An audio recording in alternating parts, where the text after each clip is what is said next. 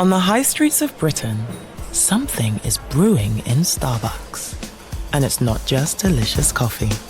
Minds are meeting, thoughts are connecting, and with a scribble, a sip, and a spark, ideas are fizzing into life. They might come from nowhere, but they have to start somewhere. So, we'll make the coffee, you make it happen. Made in Starbucks. I'm Professor Noel Fitzpatrick, and as a vet, I know you want the best care for your animal companion. Pet insurance can help, but you need to choose wisely as not all policies are the same. Pet Plan aim to pay claims quickly and without a fuss, and that's one reason why so many vets work with them. Get your pet the best veterinary care. Save 10% on new policies when you insure at petplan.co.uk. T's and C's apply. Fitzall Meader is an appointed representative of Pet Plan Limited. I heard you. A red light becomes a moment to breathe. A coffee run, a kick of momentum. A wrong turn turns into an adventure, while a song becomes your soundtrack. From the driver's seat of an LBX, even the most ordinary of days can feel that little bit extra. The award-winning Lexus LBX self-charging hybrid. Find the extraordinary in the everyday. Get the new Samsung Galaxy Z Fold 8. Unfold immersive entertainment and get faster downloads with 5G Plus on EE, the UK's best network, for only £54 a month. Order now. Increases to £56.50 March 2027, then £59 March 2028. Airtime plan and 48-month device credit agreement required. Terms and credit check apply. Credit by EE Limited. 73% 5G Plus coverage. Verify at ee.co.uk/claims. It's game day, and this is the home of Scottish football. It's Clyde One Super Scoreboard.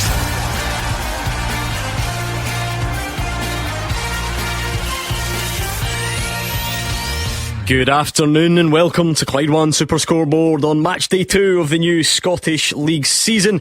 The dust is settling after a midweek of mixed European results. Rangers need to bounce back tomorrow, as do Hearts, with Motherwell and Hibs also in action. It's not known if Martin O'Neill will return for Celtic's trip to the grass at Kilmarnock. And before all that today, a battle of the Saints in Paisley, and it's Dundee v Aberdeen to complete a short top flight card with lots happening down the divisions. I'm Gordon Duncan, and joining me in the studio is Gordon Dalziel, Cammy Bell and Roger Hannah. And it's only the second Saturday show of the season, Gordon, and already what a week of shocks we've had. None bigger than Martin O'Neill spending time in hospital. We wish him well and hope to see him back in the dugout, if not tomorrow then very soon. But what about Rangers? Derek McInnes 2 games in, still waiting for a win. What about Hearts? Wouter Vranken 4 games in and 4 defeats. I can't believe you've already forgotten about Jens Bertalascu because Alfred Johansson is taken on so well. And the biggest shock of them all, the first top of the table clash of the season, St Mirren v St Johnstone, perfect records, top of the table. It's All Saints Day. Yeah, I'll tell you, one manager that's not waiting for a win. Mark Wilson, a terrific one for Partick Thistle last night against a fancies Livingston this season. 6 out of 6, top of the league, well done to him. But it's all about the weekend's football, Gordon. A lot of good games there, interesting games, not just in the Premiership over Saturday and Sunday, all the way down Championship, League 1, League 2. Looking forward to him. Yeah, a massive opportunity. Again, you look at that, St Mirren, St Johnstone, 2 teams I tipped to be bottom of the league, and they've got an opportunity to extend the lead at the top of the table. A real opportunity for me for St Mirren at home to get another 3 points on the board. A lot of football happening tomorrow, and Rangers are desperate on a win. This is what Saturday afternoons are all about, because loads of action to come today, even more tomorrow, and more stories than you could possibly dream of. We've missed it all throughout the summer because, Roger Hannah, we have European results to digest. We have a transfer window that is very much still open and the subject of much debate for every team. We've got a national summit coming up in just under a month's time to try and improve the future of Scottish youngsters and the amount of minutes they get in the league. Still a Scotland managerial vacancy to be filled, by the way. So, yeah, we are up and running in this new season. Oh, we're very much up and running. There's no, as you would see from the show through the week, Gordon, there's never a quiet day in Scottish football. And we could still have the mouth-watering prospect of playoff rounds in Europe with 5 Scottish teams. Celtic will take on Lascaux in the Champions League. Rangers, even if they don't overcome Jagiellonia in the second leg at Ibrox on Thursday night, they would go into the Conference League. Likewise, Hearts, definitely in the Conference League playoffs after that 6-goal beating at Benfica. And Motherwell, a draw in Helsinki, they could be through to the world's most sustainable city, Freiburg. Are you going? If available, the flights are available and they're quite cheap. Yeah, are you going? We could go as a partnership, 2 Gs together, as in Gordon and Grant. All joking apart, what a great turnout of Motherwell fans. 550 in Helsinki. The allocation was sold straight away. They did Motherwell very well, and there was some celebrations when Maswanisi scored that penalty. Yeah, lots to look back on, lots to look forward to. We're here until 6 o'clock, so send us a message, send us a tweet at Clyde SSB all afternoon.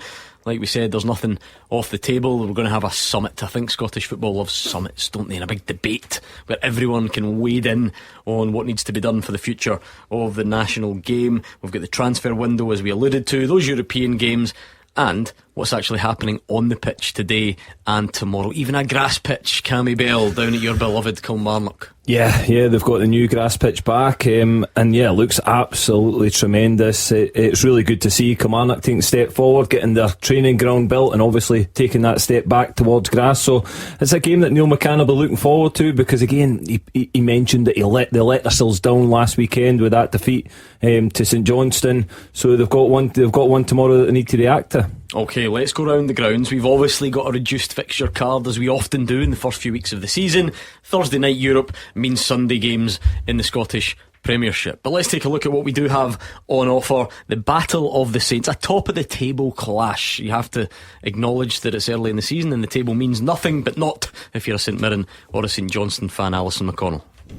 Indeed, I think you'd might want to take a snapshot of that one this afternoon before we go too deep into this season, but certainly fantastic opportunity for both of these teams there now to go and cement a really positive start to the campaign. I always think that momentum can be so crucial in these opening weeks of the campaign, and both teams of course off to winning starts last weekend, with St Mirren beating Falkirk and St Johnstone taking the points in that 4-3 thriller against Kilmarnock on Sunday afternoon. It's a first home league game of the season in the Premiership for St Mirren, and with 8 new arrivals so far this summer, it'll be intriguing to see just what lies ahead of them. They're off to a strong start, 3 wins out of 4 in the League Cup as well, in addition to that opening weekend win. Of more concern to Saints fans might be the future of Killian Phillips. He netted a brace against Falkirk, but he remains a subject of speculation about his future. St Mirren triggered another year on his contract, and he has that to go. However, Craig McLeish has accepted that an offer could yet come in for the Republic of Ireland internationalist, and obviously at this stage of the season, as the clock starts to tick on the window closing, that can always be a concern. As for St Johnstone, they're still waiting on a work permit for Innes Alec, the Bosnian left back, with a deal expected to go through at the start of this week. Valakari has won loads of friends with his upbeat demeanour, his positivity about his teams, and the way he goes about his business. He's challenged his players now to go and show it's not just talk and that they belong in the top flight. The hosts are still without Ryan Mullins, back in training but not quite ready, while long-term casualties Keanu Bacchus and Jonah Ayunga are still out. The other Saints go into this one at full strength. So just a quick run through the teams for you. St Mirren, just a one change. Declan John is back in. He comes in for Henry Fieldson, so it's Jacob Chapman in goal, Jayden Richardson, Marcus Fraser, Alex Gogic and Declan John, Ryan Carr and Paul Nisio, Samuel Ramos, Killian Phillips and Chris Mockery, with Sosa Sule leading the line. On the bench it's Erminski, King, Fieldson, Donnelly, Taylor, Edowu, Thomas, Douglas and Young. St Johnstone go into this one unchanged from last Sunday, so Toby Stewart in goal, Liam Smith, Zach Mitchell, Czech Diabete, Matthew Folds, Rhys McAleer, Jason Holt, Sam Stanton, Jamie Gullen and Rudy Payton and Josh Fowler leading the line. On the bench for St Johnstone is Sinclair, Boys, Stephen, Baird, Lloyd, Fotheringham, Finlayson, Chalmers and Tate. The referee today is Ross Hardy and VAR is John Beaton. It's funny how week one of the season can totally alter your thoughts, Roger. We are that fickle, we are that knee-jerk, because all of a sudden I think people are looking at this fixture entirely differently. I'll need to pore over Your predictions, you lot, before a ball was kicked. I'd imagine St Mirren and St Johnstone would have been down the bottom. Not to say they won't finish there, but it's a really good start they both got off to last week, because not only did they win, they were quite impressive in their own ways throughout their respective matches. Yeah, they definitely were. I was at St Mirren's training ground yesterday with Gabriel, looking ahead to today's game, and there's a sort of feel-good factor there, and a sort of different feel with Craig McLeish in charge. It was a big win, and a deserved one, a good performance at Falkirk last week. Killian Phillips was a standout, but some of those lads that Alison mentioned there, Paul Inseo on loan from Rangers, an outstanding performance as well. They will feel that they can get to 6 points today, and it's quite important, because if you think about it, Gordon, next week is League Cup weekend. After that, a lot of fixtures postponed. There's teams postponing them, to prepare for the European playoffs, and St Mirren's game against Rangers is off. There's then going to be, you're going to be into September. You could get a month into the season and there'll be teams sitting in 0 points and 1 point. If you can sit with 6 points, you can pat yourself in the back for a good start. I've got to say, I've got these two down for relegation, so what a battle that's got. It's a 6-pointer already for me. But look, I totally agree with Roger. See, in this league just now, everybody's capable of beating each other, and it's important, so important that you hit the ground running. Both teams have. I thought St Mirren last week were excellent throughout Falkirk, and I thought St Johnstone, okay, they lost 3 goals at home against Kilmarnock, but still responded, win the game by scoring 4. Well, we got a lot of goals this afternoon, I'm hoping so. But well done to both teams. But as you quite rightly say, Gordon, there's a long way to go in this season.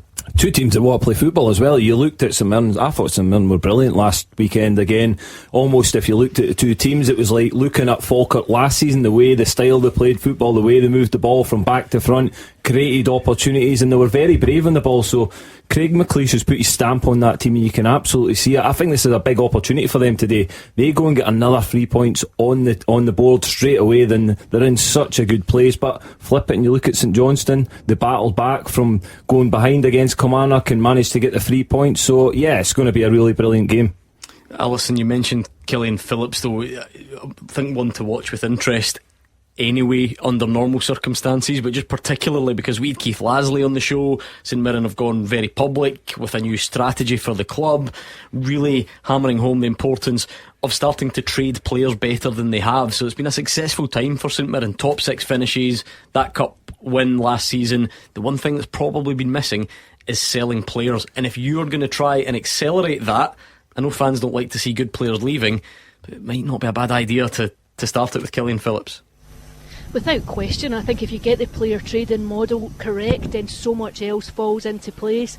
I think if you go and can recruit well, if you know and you can anticipate that there are moves coming in, as St Mirren clearly are around Killian Phillips, then if you can compensate for that by having an idea of roughly what you could go and bring in to then cover his absence and plug the gap that he leaves, I think that's the most sensible strategy, and then it just gives you those foundations going on and going forward. And I think you're right, this is a club that there is so much to be positive about, and there has been so much to be positive about across recent campaigns. They've had introductions to European football, they've obviously had the Premier Sports Cup win last year, and I think you want to then go and build on that. You want to sustain it. No one's going to expect that St Mirren are going to stay at this top end of the table, but realistically, can they go and get into top 6? And so much of that comes down to what can you do. You obviously know you're working within very strict parameters in terms of the budget available to you, but can you maximise that? And I think identifying talent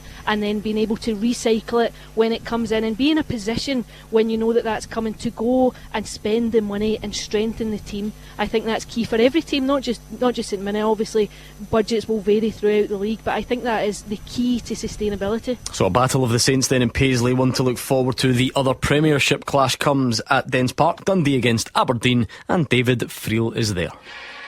Gordon, I really like the look of this one, and I'm going to put a kiss of death on it by predicting goals galore at Dens Park this afternoon. Why? Well, I'll look back at the previous year. The 4 games last season, there was 18 goals scored. In the 3 games in the previous season, 11 goals were scored.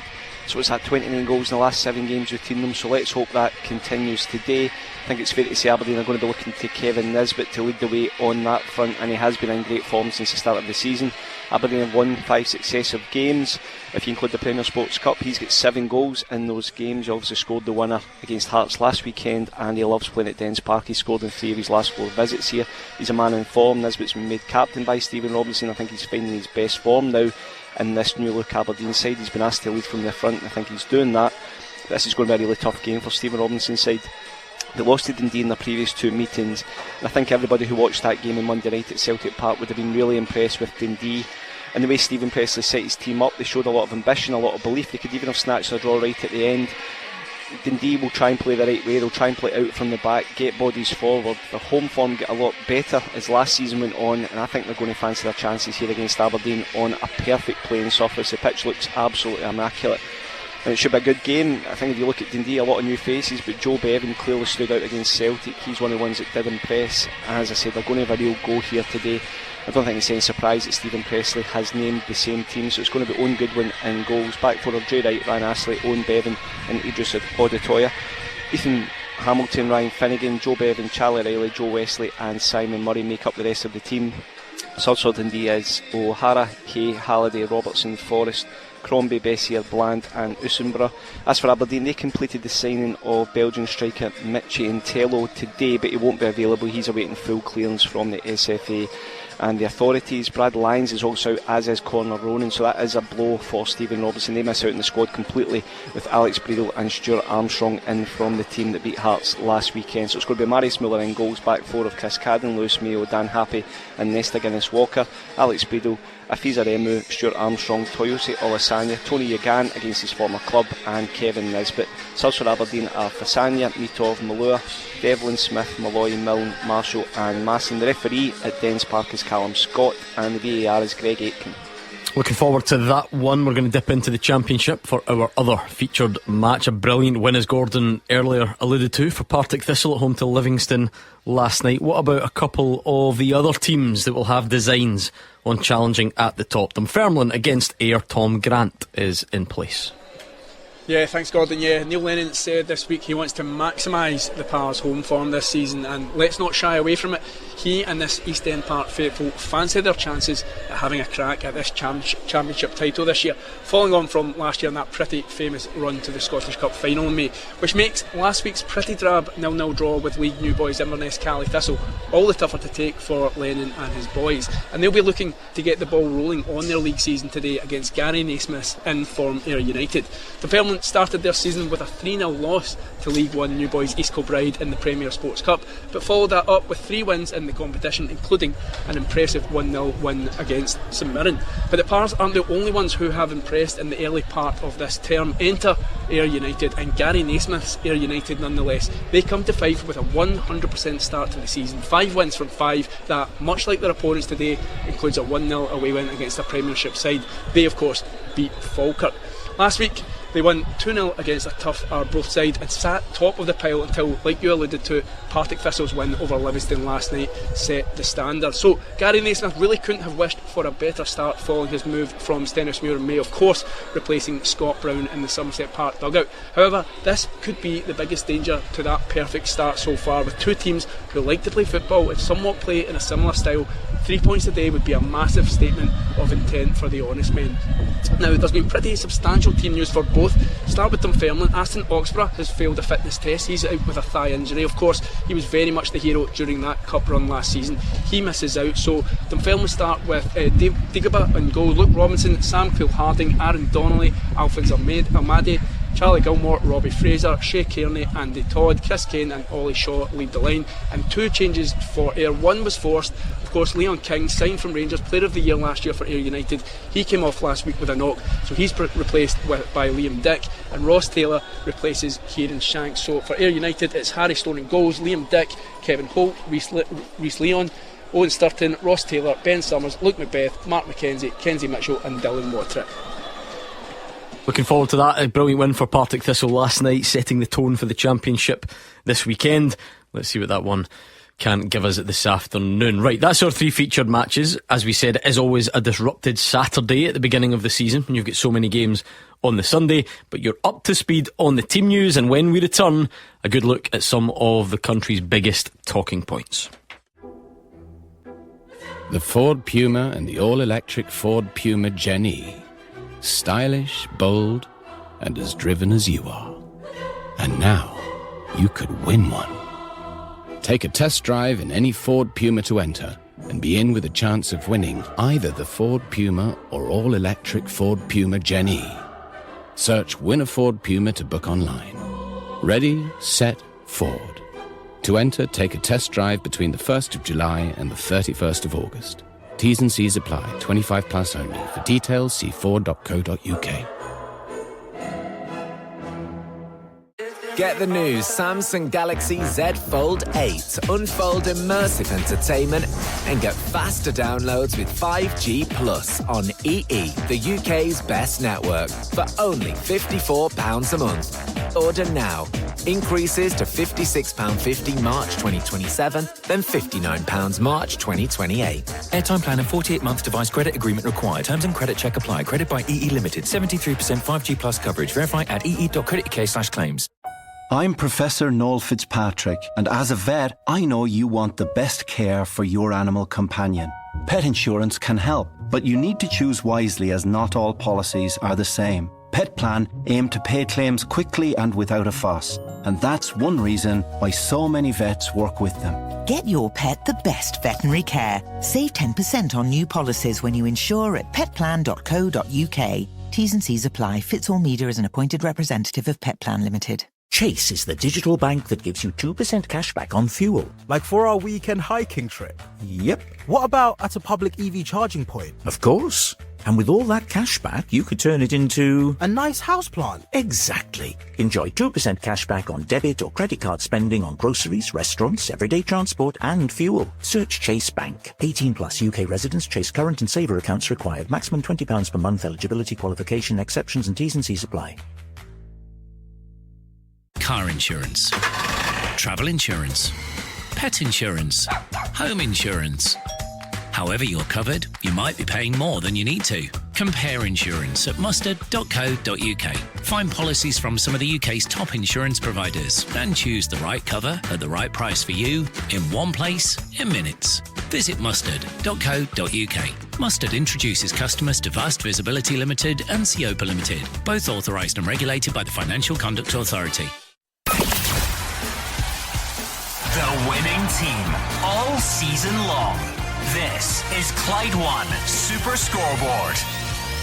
Saturday afternoon, 35 minutes to kick off in the 3 o'clock games. We've had European action, Championship games last night, massive matches to come tomorrow, and it's all happening across the board in Scottish football. So Gordon Dalziel, Roger Hannah and Cammy Bell are in the studio. We've already spoken to the top team round the grounds who gave us the team news, but as always, new season, same format. We must look at some of the other big stories away from the games today, and we always do it at this stage on a Saturday. Thursday night seems like a good place to start. Rangers seems like an even better place to start, Roger Hannah, because the reaction has been mixed and very negative in places. What have you made of the fallout to that 2-1 defeat, considering there's still a second leg to go? Yeah, listen, there's still very much a work in progress. Derek McInnes will tell you that himself, Gordon. There is a second leg to go. I thought Rangers gifted Jagiellonia their best chances. It's not as if they were cutting Rangers open time and time again. It was mainly Rangers being the architects of their own downfall in Poland on Thursday afternoon. So you would expect Rangers to come back and get through to the playoff round in the Europa League. What I will say is, it's a huge week. 3 games at Ibrox. Derek McInnes' first 3 games at Ibrox as Rangers manager. First 3 competitive games. 3 different competitions. And already there's not really much room for manoeuvre, Gordon. By the time they kick off against Hibs tomorrow, they could be 5 points behind Celtic. Then they need to overturn a 2-1 deficit against Jagiellonia. And then they've got the Premier Sports Cup holders coming to their place on a week tomorrow. Rangers need 3 wins from 3 games, and that's all that will take the heat off them. I wasn't really too surprised about Thursday night, because we had the inside information on Tuesday from a lad who played over there and had a lot of information on them. Killian Sheridan's former team. And Killian was telling us that he was very impressed with them, knows most of the players as well, said it would be difficult for Rangers. So 2-1, you would probably say you do fancy them. But I was listening to a show, and there's a couple of, more than a couple of Rangers fans out there not really impressed with the way things have started under Derek McInnes. I think tomorrow's already what you call a big game for him, because I think he needs to hit the ground running now. I think he needs 3 points on the board against a Hibs team who'll come there, and Hibs, you never know what you're getting with Hibs. Are capable of producing the goods on the day. I do fancy Rangers. The one thing I will say is, and I'm not telling Derek McInnes any way to pick a team, but I've been very surprised with his two starting lineups. Yeah, I've been surprised by the starting lineups as well. I think you look back at the Dundee United game, the two changes at half time, you realise that he's probably not picked the right team for that game. They very much are a work in progress, but they need to win games when they're doing that. That's what happens when you're at Rangers Football Club. You need to win games. I was disappointed on Thursday. It was a game I expected them. It wasn't going to be easy. I always knew it wasn't going to be easy going over to Poland. But again, it's a game I expect them to go there and win. Now they've got a task on their hands. I fully expect them still to progress through the tie, but it's more difficult. They become nerves. Again, if they concede a goal at home, the fans will let them know that what they think of the team. And Dazzler touches on it there. Tomorrow, I think it does become a massive game straight away. The pressure is absolutely building. See, on that, after 10 years in this job, I know you better than anyone, which is a worrying thought. I've just watched your cogs turning. They don't turn that fast, but I've watched them turning. No. I think you were about to say tomorrow's a must win, and then you just changed it to big game, didn't you? No, absolutely not. I'd always big game written down in my notes, and beside it, P.S. don't say I must win. I could see it happening. You were about to say must win. You realised it was the 8th of August, and you changed it to big game. But anyway, Roger, circumstantially, this type of debate was always going to happen, because I know everyone's impatient now and things have moved on and football's a real vehicle for knee-jerk reactions. But if you get a new manager, new players, new captain, coming off the back of a major disappointment last season, it's not ever going to be received as just a 2-1 defeat, is it? It's always, have we recruited appropriately? Have we got the right manager? Have we got the right captain? Do we know what we're doing? These are the types of questions some Rangers fans are already reaching for, rather than just saying it's early days, we might win next week, and we sort of take a calm approach going forward. You talk about Gordon's cogs moving. It is cogs within cogs, because had Rangers won at Tannadice last Friday night, they're a 2-1 defeat in Poland in a first leg. It isn't a crisis.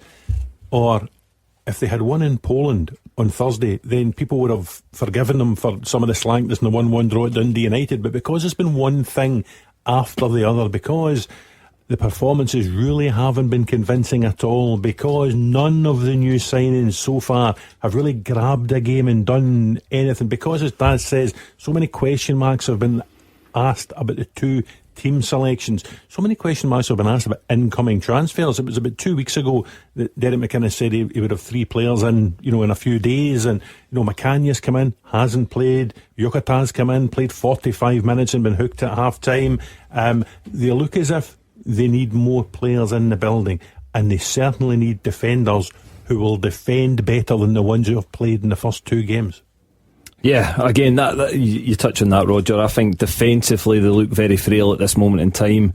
Derek McInnes spoke about it after the game in Poland, that again they're gifting too many teams so much encouragement, so many opportunities, and they're going to lose goals if they keep doing that. So they need to rectify that, and pretty quickly as well, because we all know Hibs have got good attacking players. They've got guys at the top end of the pitch that can score goals. So if Rangers gift them opportunities tomorrow, they will get punished. So it's a big game, and it's right. Roger's right with regards to that first draw against Dundee United. Just sets that negativity festering straight away, and then it's a 2-1 defeat away from home. That makes tomorrow massive for me, for Rangers. What are the main issues then, Roger, that need addressed the quickest, if you like? I mean, obviously just win the game, and then everything else you can sort of follow thereafter, but The two starting lineups have been pretty different. There was 2 changes at the break at Tannadice, 3 changes at the break in Poland, which tells you the level of dissatisfaction from Derek McInnes as those games are progressing. In pre-season, I saw a lot of complaints from Rangers fans worried about the lack of creativity in the team, but now the defence is getting criticised just as much. Can I order them in priority what needs to be fixed first? I think the defence needs to be fixed. I think you need to get the foundations sorted first before you build on top of that. The right back situation, James Tavernier was criticised for a long time for his defensive inadequacies, but he provided something going forward. Now they don't have right backs that do either. Ben Godfrey, unfortunate, limped off of that hamstring injury, out for 4 weeks. But Fernandes, for a player rated 25, 30, 35, whatever the Rangers fans want to come on the show and say, he's been lackadaisical, he doesn't sense danger, he's been slow at recovering when there is danger, and he's looked a shadow of the player he was at times last season, as has Tua Romans so far. So they need to sort out that defence first. The creativity will come. They've got one winger in the door, there'll be another winger coming. Shanklin's there, Chermiti's there. They've also got Nadiri and Majovsky. They look, Tello Asgard started better than any other Rangers player. Raskan looked okay again when he came on. Finlay Curtis has looked good when he's come on. The creativity will come, but you can't expect Rangers or any other team to have to score 2 and 3 goals every week just to win a game. I do agree with Roger. Defence is a little bit of a major concern at this moment in time. Losing Godfrey Tannadice wasn't ideal for him. Sterling went in there on Thursday night. I don't think he is a replacement, going forward. I think that the right back position for him, I honestly do think that in time will tell that Rangers fans will look and think we have missed Tavernier for his assist, because as much as the defence is getting questioned, you've got 2 guys. You've got Chermiti, who gets 8 million. You've got the best goal scorer in Scottish football in Shanklin. 2 games in, not got a goal. They've got to get chances created for them. If they're going to bang in your 15, 20, 25 goals this season, that's going to get you up there challenging, maybe even winning the league, you've got to get service put into these 2 centre forwards. I know what Roger's saying, bringing wide men in, yes. I look at the Midley Park, I think Asgard has been a shining light. I really do, since he come back for the World Cup. I think he started season brilliantly. He's starting to show what he's all about. But I think Derek needs more, and you can tell he's not happy, because no manager, as Roger quite rightly pointed out, he's making substitutions at half time, and it's not just one substitution or an injured person coming off and somebody getting on. He's making tactical substitutions because he's not happy with the players that he's starting with, and that's not great signs. Can turn that round tomorrow, big crowd at Ibrox, everybody, Rangers fans, will be going along there expecting a good performance and 3 points. If he gets that, then he goes into Thursday nights with a lot of confidence. Not easy though, Cammy. I know we've all got opinions and people act like there's a silver bullet there and you can just pick this player or pick that player and everything will be fine. But I think you can already tell, because some of the players that were getting criticised in the first game were getting a bit of praise in the second, and vice versa. So if you're Derek McInnes, the games are coming thick and fast. It's so early on, and you are then sort of scrambling around for the right solutions. I mean, I don't know, does Finlay Curtis, did he play his way into the starting 11 from the other night? Cammy Devlin got a lot of praise when he came on, but didn't get so much praise from the game at Tannadice. So I guess the solutions just have to be found quickly. Yeah, they do. And listen, there will be. Derek McInnes probably doesn't know his best 11 at this moment in time, but what I said before is, when you're trying to find a formula at Rangers, you still need to win games of football, especially domestically in the league. I know it's a difficult game away to Dundee United, but you need to pick up maximum points. Tomorrow is a must-win game for me. It's at Ibrox. They've already dropped points in the league. They don't want to drop any more, because there's a potential that Celtic win that game at Rugby Park and they move further away. So whilst he's learning about his team, he also still needs to find a solution of winning games of football. And this is maybe a kind of wider question, Roger, that we could do 10 shows on, about the scale of negativity and some of the negative reactions. Is that modern society? Is it modern football? Have things been accelerated now because the Rangers fans are so scarred from the last decade or so where they've not won as much? It just feels like after 2 games there has been a lot of proper negativity? Well, they'll feel as if they've lived through this movie before, Gordon, because the game at Tannadice 8 days ago, that's 4 consecutive seasons. Rangers have failed to win their first game of the season under 4 different managers. There's always that hope when they kick off that it's going to be their season, and very quickly the setbacks come. It was Russell Martin at Fir Park 12 months ago, and now they feel as if they could be stumbling into the same movie with Derek McInnes. So they are sort of lashing out early because they feel they have lived through this before and they're desperate not to have to live through it again. They want more signings in the door. They want improved performances for the guys who are on the pitch, and they want a team that shares their passion. And if you look at some of the goals that Rangers have lost in these opening 2 games of the season, where's the desire from the defenders? Where's the determination from the defenders? Are they putting everything on the line to stop the opposition scoring goals? The supporters will say it doesn't look like that at the minute. Are we in a position where there is a debate about whether Manuel Fernandes is a starting centre-back, or do his obvious attributes outweigh some of the deficiencies so far? His attributes are there, everyone can see it. It's where his mind's up for me. Again, is he applying himself to the maximum that he can do? Is he switched on for the game? And all these things, when you're at such a big club like Rangers, you need to be every single game. You can't pick and choose when you want to play.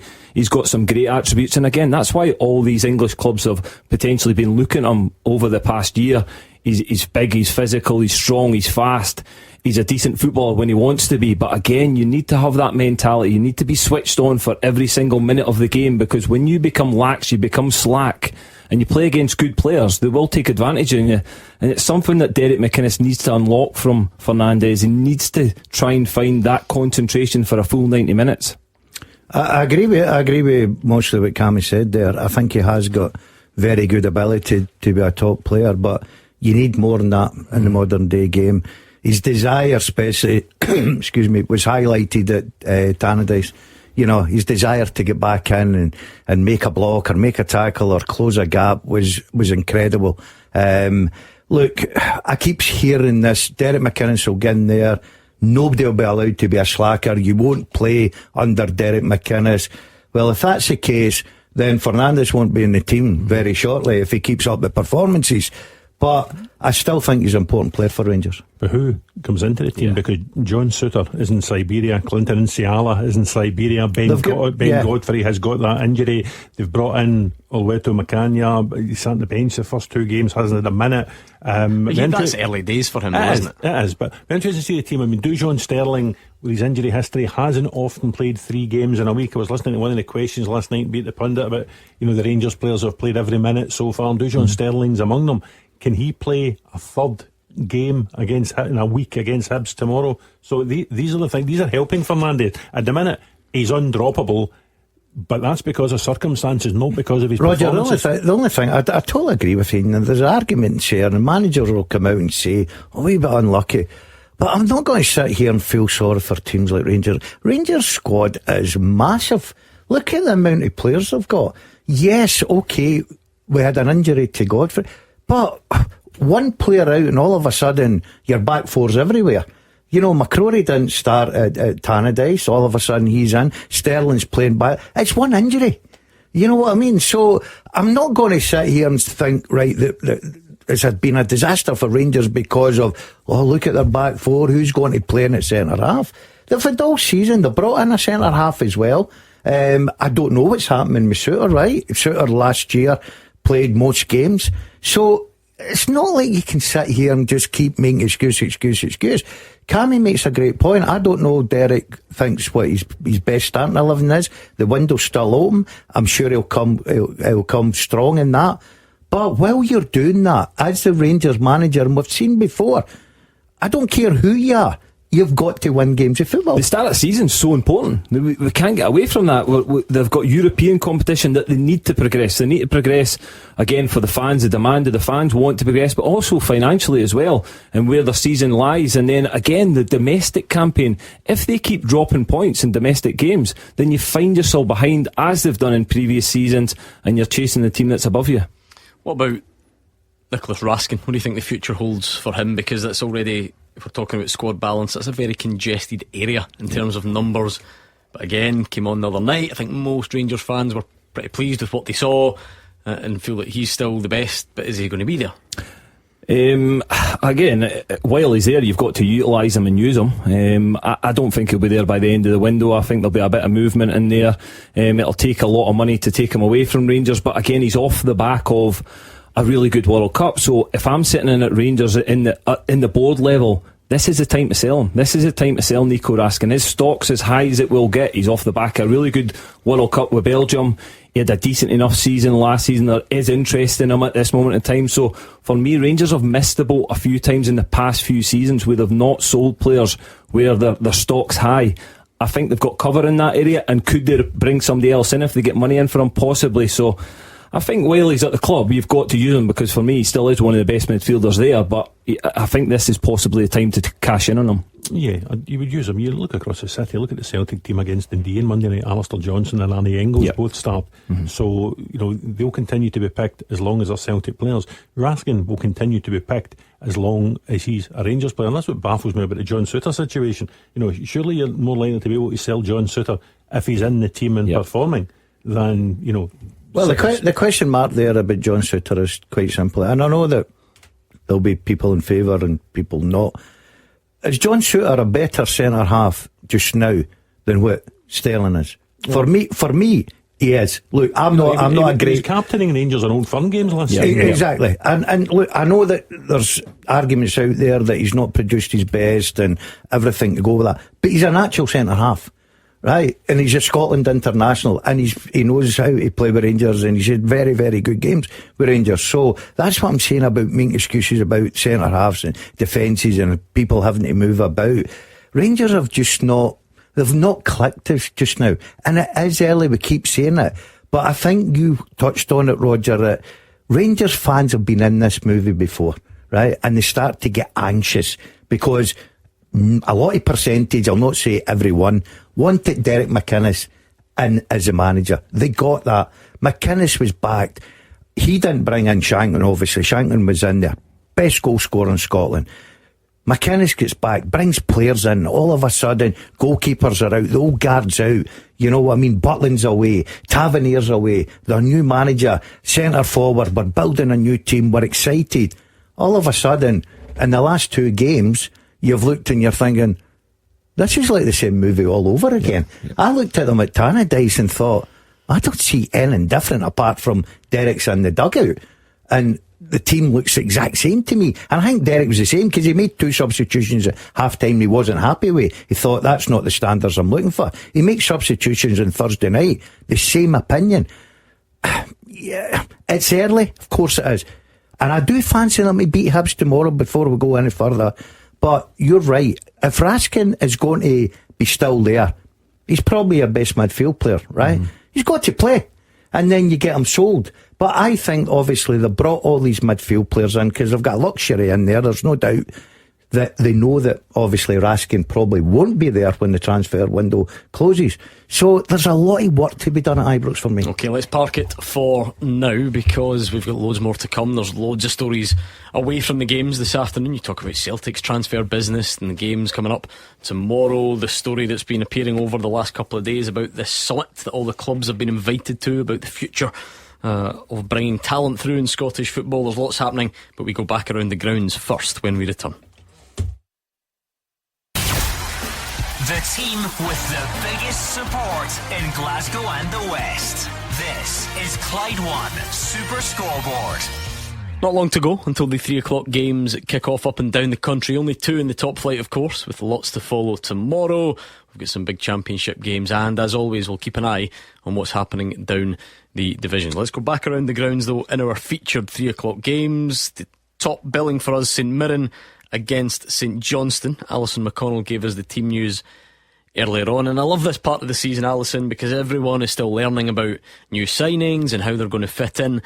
And I was up at the game last week. One of the St Mirren players who was getting rave reviews, and this might interest Rangers fans, was Paul Incio, who'd been on loan at Raith Rovers last season, now in the top flight. We've been just debating their Rangers deficiencies at the moment. He really seems to have caught the eye so far. Yeah, he makes his home debut here this afternoon. The 20-year-old, I think he did impress last weekend quite clearly at an age where he really needs to be playing first team football now on a regular basis, and he has that platform to go and impress this season. You see what it does for players. I think when you get the opportunity to go out and play regularly with the different demands and the different pressures at the age of 20, you need to be looking for that, and if St Mirren can benefit from bringing it on loan, then so much the better. You see what happened last season down at Kilmarnock when Rangers were able to Kilmarnock were able to benefit by bringing that in from, and it just enhances, I think, the pressure for a young player to be able to come in and understand what the challenges are at first team level. He done well. I think St Mirren done very well as well last Saturday afternoon, and I do think momentum at this point in the season can be so crucial. If you go and you get some points on the board, then I think it just puts you in good stead in it, and it removes a lot of the negativity, it removes a lot of the noise it builds up if it goes the other way. If you start off and there's a cumulative effect of not performing well and not getting points on board, I think very quickly teams can find themselves drowning in that noise. A positive start is so crucial when it comes to the start of the season, and I think just setting the foundations for the next couple of months that have got to come. Yeah, because Roger Hannah, we just spoke earlier about St Mirren's new strategy and really wanting to bring through young players and trade well and all that sort of stuff. So on the back of the Paul Inseo signing, Craig McLeish said along the lines of, you need to make exceptions. If it has to be a lone player because it's a player you just couldn't get otherwise and you think he can really, really add to your team, then you do it. And the early signs is that the Rangers loanee would fall into that bracket. Yeah, he definitely does. I was speaking to Jayden Richardson when I was at St Mirren's training ground yesterday, and he referred to Paul Inseo and Ryan Carr as the bodyguards in the middle of the midfield, protecting that back four from any intruders. And that was the way they performed at Falkirk last week. They cover the ground, they smash into tackles, they're very energetic, and a lot of that allows Killian Phillips, who get all the headlines for his 2 goals, a lot of that allows him to go forward and go beyond the front line and get into goal scoring chances. So a lot has been made of the kind of change of style, if you like, from Stephen Robinson's 3-5-2 and get the ball forward quickly to the 4-3-3, more considered approach of Craig McLeish. But Craig McLeish was saying the principles are still the same. You still need the effort, you still need to put in the energy, regardless of what your actual style is. And in Paul Inseo and Ryan Carr, they've got 2 young men who kind of lead the way in that aspect. And up at the other game in the Premiership, Dundee against Aberdeen. David Field, I think, obviously being one of our bigger clubs, there's always a real fascination with Aberdeen because too often in recent seasons they've underperformed in the league. They've clearly gone in a different direction this season. If you look at Stephen Robinson and some of the players signed, lots of them know the league, although you mentioned a couple miss out today. But then again, mixing it up a bit, signed a new forward this morning who is a new name to most of us. Yeah, he's going for a bit of balance, Gordon. I think Stephen Robinson, you saw earlier this summer, he was going for your Brad Lyons, Lewis Mayo, Connor Ronan, guys that he's known before. Chris Cadden just come in last week, but yeah, there has to be that balance, and he has brought in the Belgian striker this morning, Michy Ntello, who doesn't start today. But you talk about the pressure and the expectation at Aberdeen. I'm looking to my left here just now, and the stand behind the Dundee goal is absolutely rammed and very, very noisy with Aberdeen fans who are always expectant. They always expect their side to be up challenging for the top 3 essentially, but Aberdeen need to start winning this type of game. I've just actually been checking during the ad there. Aberdeen haven't won away in the league since December the 6th, and that was actually at Dens Park. So I think towards the end of last season when Stephen came in, they almost consolidated their home form a bit. I think they're at top 3 in a row at home before losing to St Mirren, but it's the away games that Aberdeen need to start picking up, including games like this. Dundee are a good team, as I said earlier. They played with ambition, belief, all of that on Monday night, but Aberdeen should be beating Dundee if you look at budgets and all the rest of it. So this is the type of game that Stephen Robinson, having beaten Hearts in the first game, will be hammering into his players that they need to try and win, because the away record that they've had in recent years has been appalling, really. Yeah, and one featured championship game for us. Tom Grant is at Dunfermline against Ayr, and Tom, it feels like every season people talk about how big Dunfermline are as a club. Neil Lennon's in there. We know all about their cup runs last season. You do wonder if this is the year that could be converted into somewhat of a promotion push? Yeah, I mean, absolutely. There's certainly a feeling of optimism around the Pars right now, and it's hard to put into words just how much that cup run last year has helped turn the mood around. I mean, if I remember, they were probably sitting about mid-table, January, February, and say they'd been knocked out the Scottish Cup early, and they eventually made the playoffs, but say they didn't get promoted, it was probably going to be going down as a pretty much ordinary nothing season. But that cup run has lifted the mood. We sit here in August, and I get the feeling from the fans that they've signed well, particularly getting Oxborough back here permanently, and they made 2 further additions during the week. Olamilekan Adams, who's actually subsequently on the bench, he's a former Nigerian under-21 international, and they've signed a Ugandan lad from New England Revolution. So he's signed well. He's also signed Neil Lennon. He's also signed a 2-year deal in July. So it's a club that certainly feels like it could be the start of something. And I hate using the word project in football, but I think there is a feeling that the Neil Lennon project could end with Premiership football. Looking forward to finding out. There are a few months to pass before we find out what happens to the leagues next season. We're only just getting this one underway, so let's enjoy what we've got this afternoon. We've already given you all the build up there to that game at East End Park, Dunfermline up against Ayr.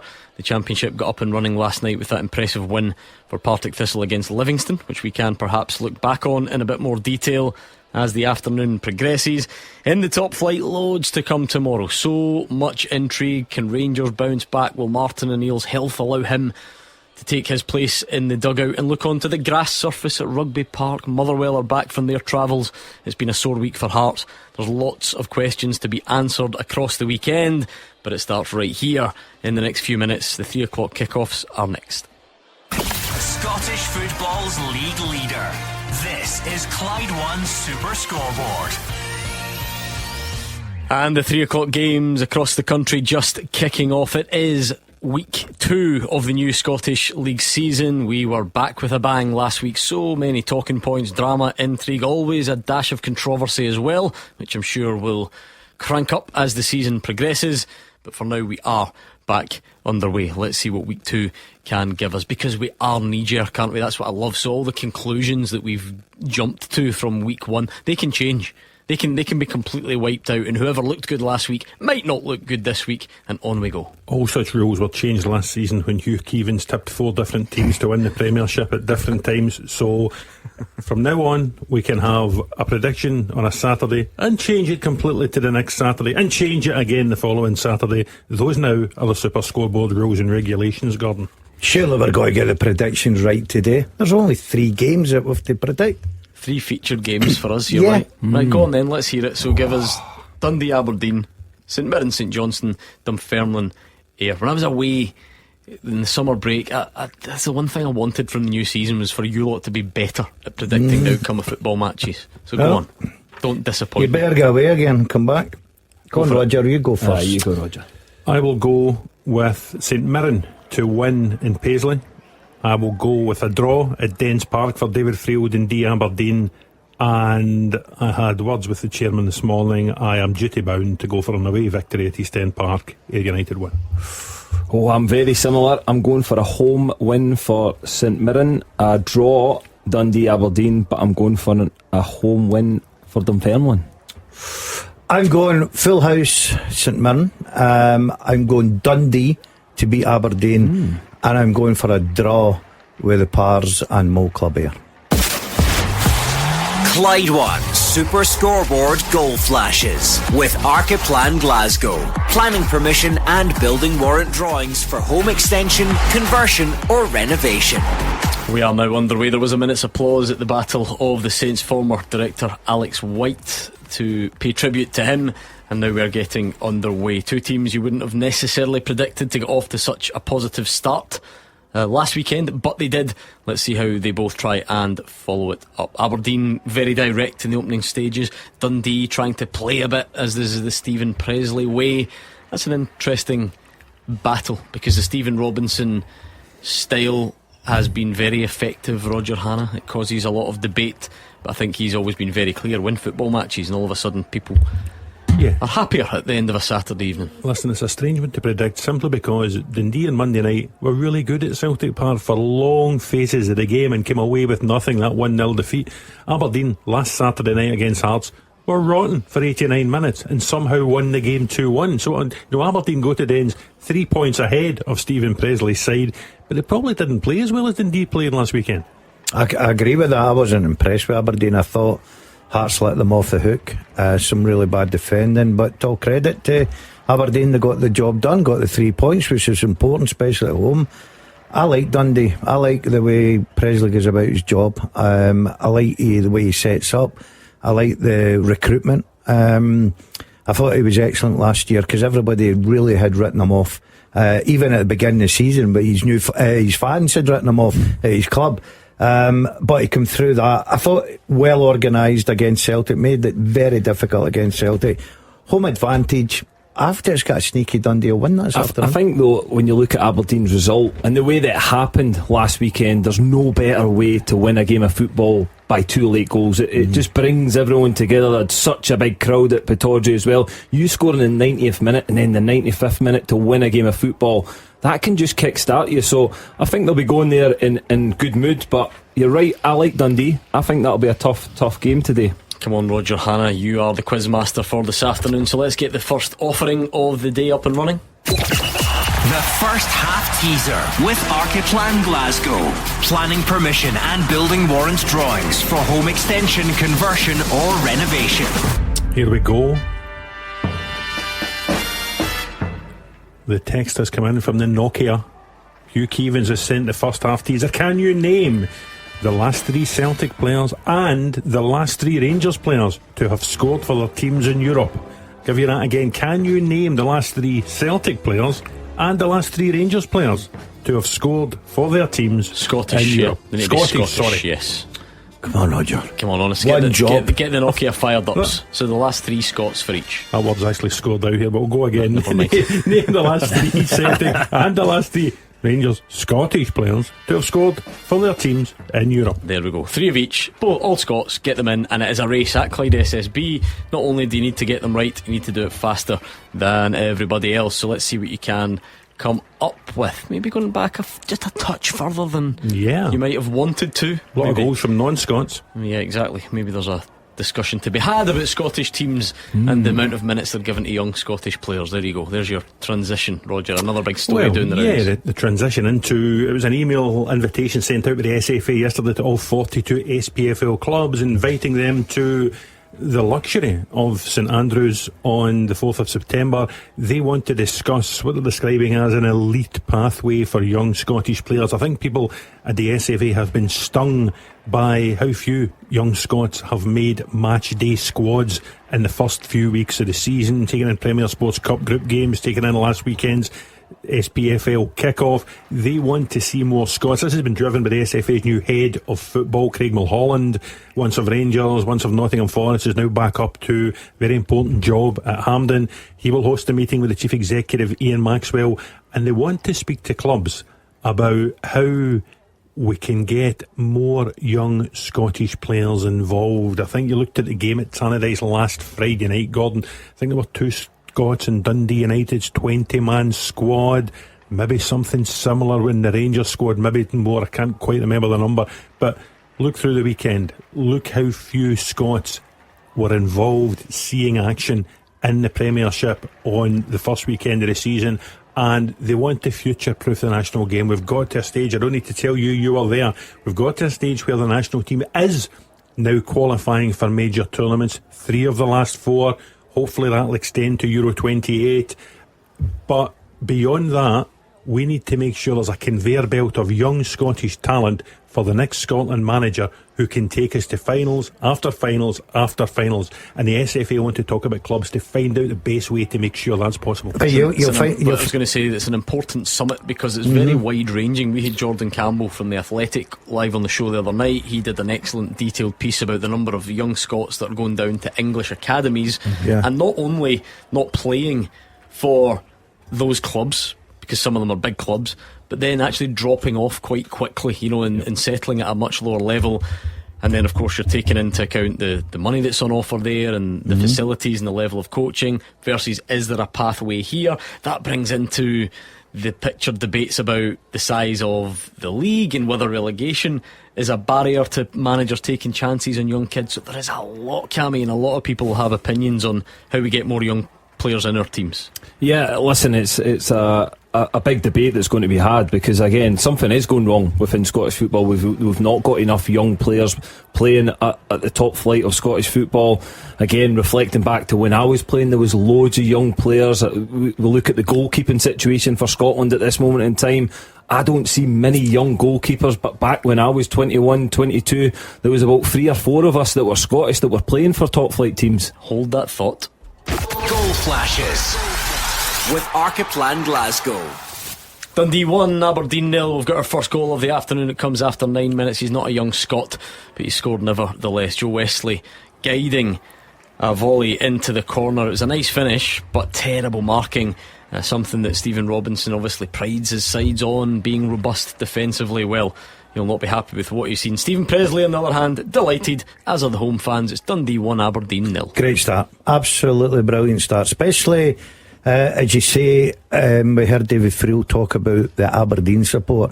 Quite an away support, not the home support, because they travel in massive numbers.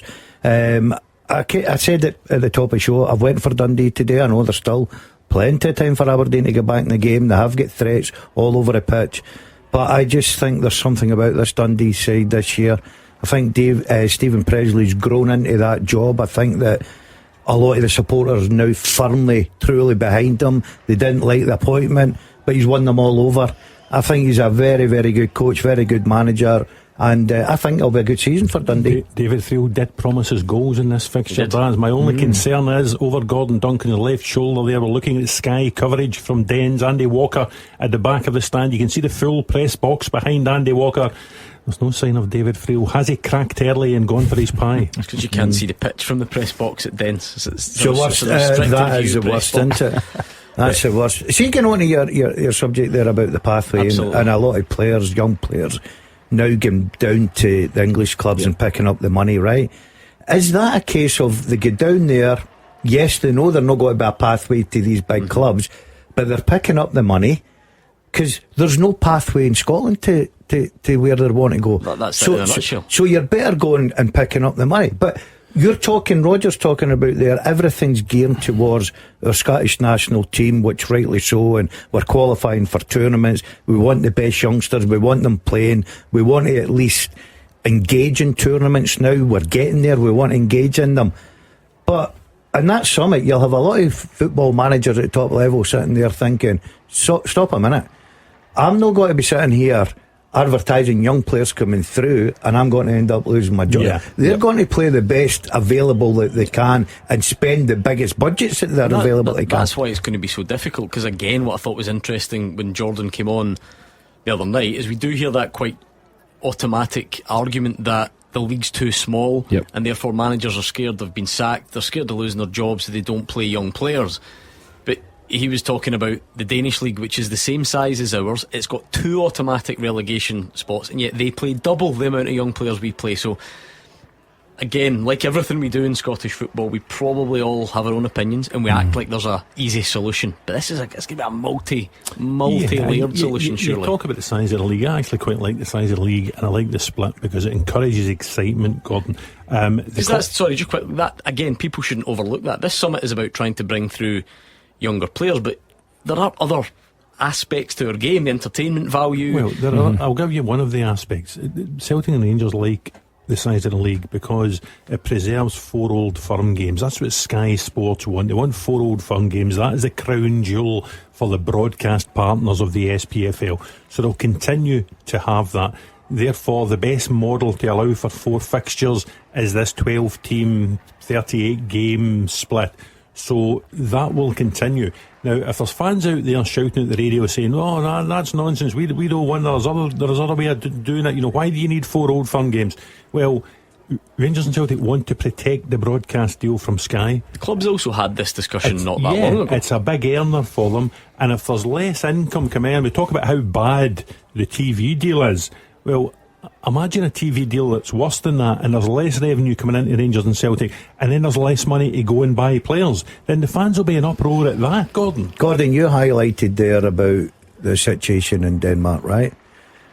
Has anybody went over the... Is it a case of then... Because there are talented players in Scotland, of that there's no doubt, right? And you look at Denmark and the amount of young players that are playing in the leagues. Is the coaching a problem then? That's what I'm saying. Facilities, Gordon. Facilities as well. So, as much as everybody, and I do agree, I do think that the argument is managers will go, hold on a minute, I can't play young players because of my job, whatever. But I do believe the managers out there have got a young player that's got the ability will get a game. Goal flashes with Archiplan Glasgow.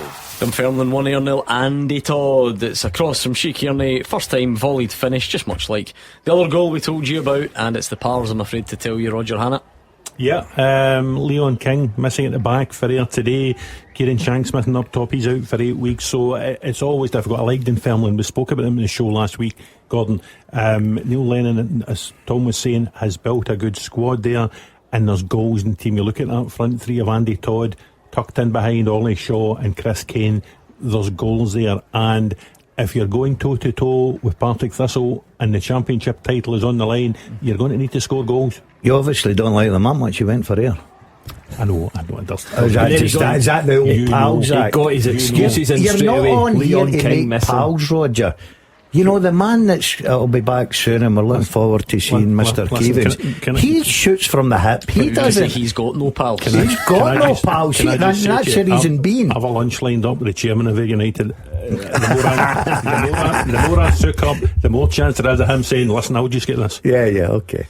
Only goalless game of our featured three then is the one that we were all looking forward to, St Mirren against St Johnstone, but it is early days, so St Mirren with a corner. Did you notice, Gordon, I know you've been aficionado in this, you weren't watching BBC 4 last night, were you?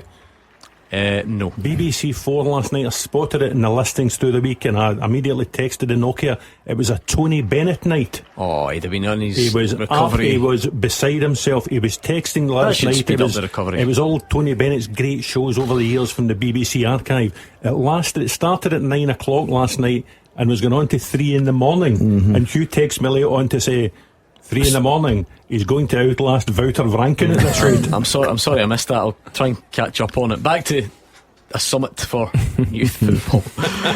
What's your kind of gut telling you here, Roger? Because again, it's not that this stuff isn't valid, but again, think of the range there. We're talking TV deals. We're talking facilities. We're talking how do you coach 5 and 6 and 7 year olds? That is so wide ranging. Not only would all that stuff be very difficult to fix, it'd be very difficult to fix instantly. Is your gut telling you that this is more about trying to get a buy-in from the clubs to kind of do something drastic in terms of maybe the number of players that are Scottish that they put in matchday squad? Is that the most likely? Quick fix is not the right phrase, but the kind of headline development that we could see, because again the other stuff's equally important, but what if we come out with another 25-year plan to revolutionise the way we coach 5-year-olds? That's going to take a while to see all that. What can be done a bit shorter term? My gut's telling me that Craig Mulholland has come back up the road from Nottingham Forest with a serious intention of trying to create a pathway for these young guys, and fair play to him for that. He'll be supported by Ian Maxwell and Mike Mulroney, but he'll very quickly find it's a very difficult problem to solve, because if you try and force your will on these clubs, and that's a difficult thing to do, because the SFA can't bring in rules for an SPFL competition. So you can they can encourage clubs, they can entice clubs. I remember 20 years ago they had this new rule that you had to have 2 Scottish born under 21s on the bench for the first team in a Saturday. Never got on the park. They never got on the park. They saw as many minutes as I did that season does. So but at the same time though, even although that stuff's flawed, nobody's saying it's perfect. We're not maybe then at the stage where you're going to have to do something. You're going to have to implement something. They are going to have to do something. Oddly enough, I was listening to, as David Friel read out the teams, there would be a name among those Aberdeen subs you wouldn't have heard, a boy called Andrew Fasanya, who is a 15-year-old striker who made his debut as a sub against Kelty Hearts, and the SPFL have changed the rules to allow 15-year-olds to be in matchday squads. There's been 3 so far. The lad Marcelo De Barros, the centre half at St Mirren, he played against Dumbarton as a sub. There's a lad Lorenzo Sassetti who's younger than them all. He was born Dundee United, born in 2011 and is in Dundee United's first team squad. Roger, has the SFA still got the school involvement where it's just been shelved. That's been scrapped as well. The performance schools have gone, the Club Academy Scotland, and I'm presuming that's down to finance, the reason that they've been a lot of it is, and they will be saving money, but there is money in the SFA coffers. It was helped by an appearance at the World Cup. Because they don't pay a manager, so they've got a lot of money now, haven't they? I think Craig Mulholland coming in, listen, I think it's great that he's actually came out and he wants to do this straight away. He's only just came in the door and he wants to try and identify. We've all spoke about this is going to be really, really difficult. You're talking to every single club in Scotland here to try and get them to agree to changes. Whether that happens or not, it's good that the discussions are starting to get ideas on the table. I think this is going to be a long-term thing. What is the short-term solution? I really don't know, because do you try and force the hand of going back to the 3 or 4 players in the matchday squad that needs to be from every single? I really don't know. We also mentioned, again, back when I was playing, the reserve league was really, really strong, and you had a lot of good young players getting experience who were playing against experienced pros who were either out of the matchday squad or coming back from injury, and I felt as if that developed the players ready for first team football. We don't really have that anymore. So there's loads of gaps in Scottish football. I'm a dinosaur, and I totally agree, and I've said it for years upon years. I think our biggest loss is the reserves, and I think Cammy mentions it because of one thing. When I was 16 years of age and I played with Rangers reserves at the time, and I played most of my career at Rangers reserves, I played with top players, and the education I got on a Saturday on a pitch playing with guys like Davy Cooper, Sandy Jardine, people like that were coming back from injury or were dropped or whatever it may be. You went up against Celtic. I remember going to Celtic Park and playing against one of the best right backs in the world, Danny McGrain. The education as a young 16-year-old I got from that was incredible. Just playing with experienced players against experienced players, competitive stuff. It was. And I think, and it's only my opinion, I think we have missed up.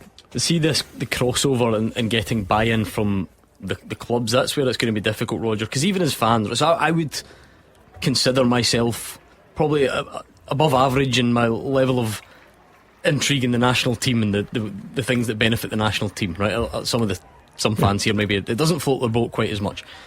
If your club team is winning every week, playing nice football, winning games, winning trophies, people don't care about the number of Scottish players in the team. I was just about to make the point to you. Motherwell last season under James Bertalasco, who's not a Scot by the way, fantastic, plaudits left, right and centre. Hardly a Scot in the team. Well, no, hold on. I take that back.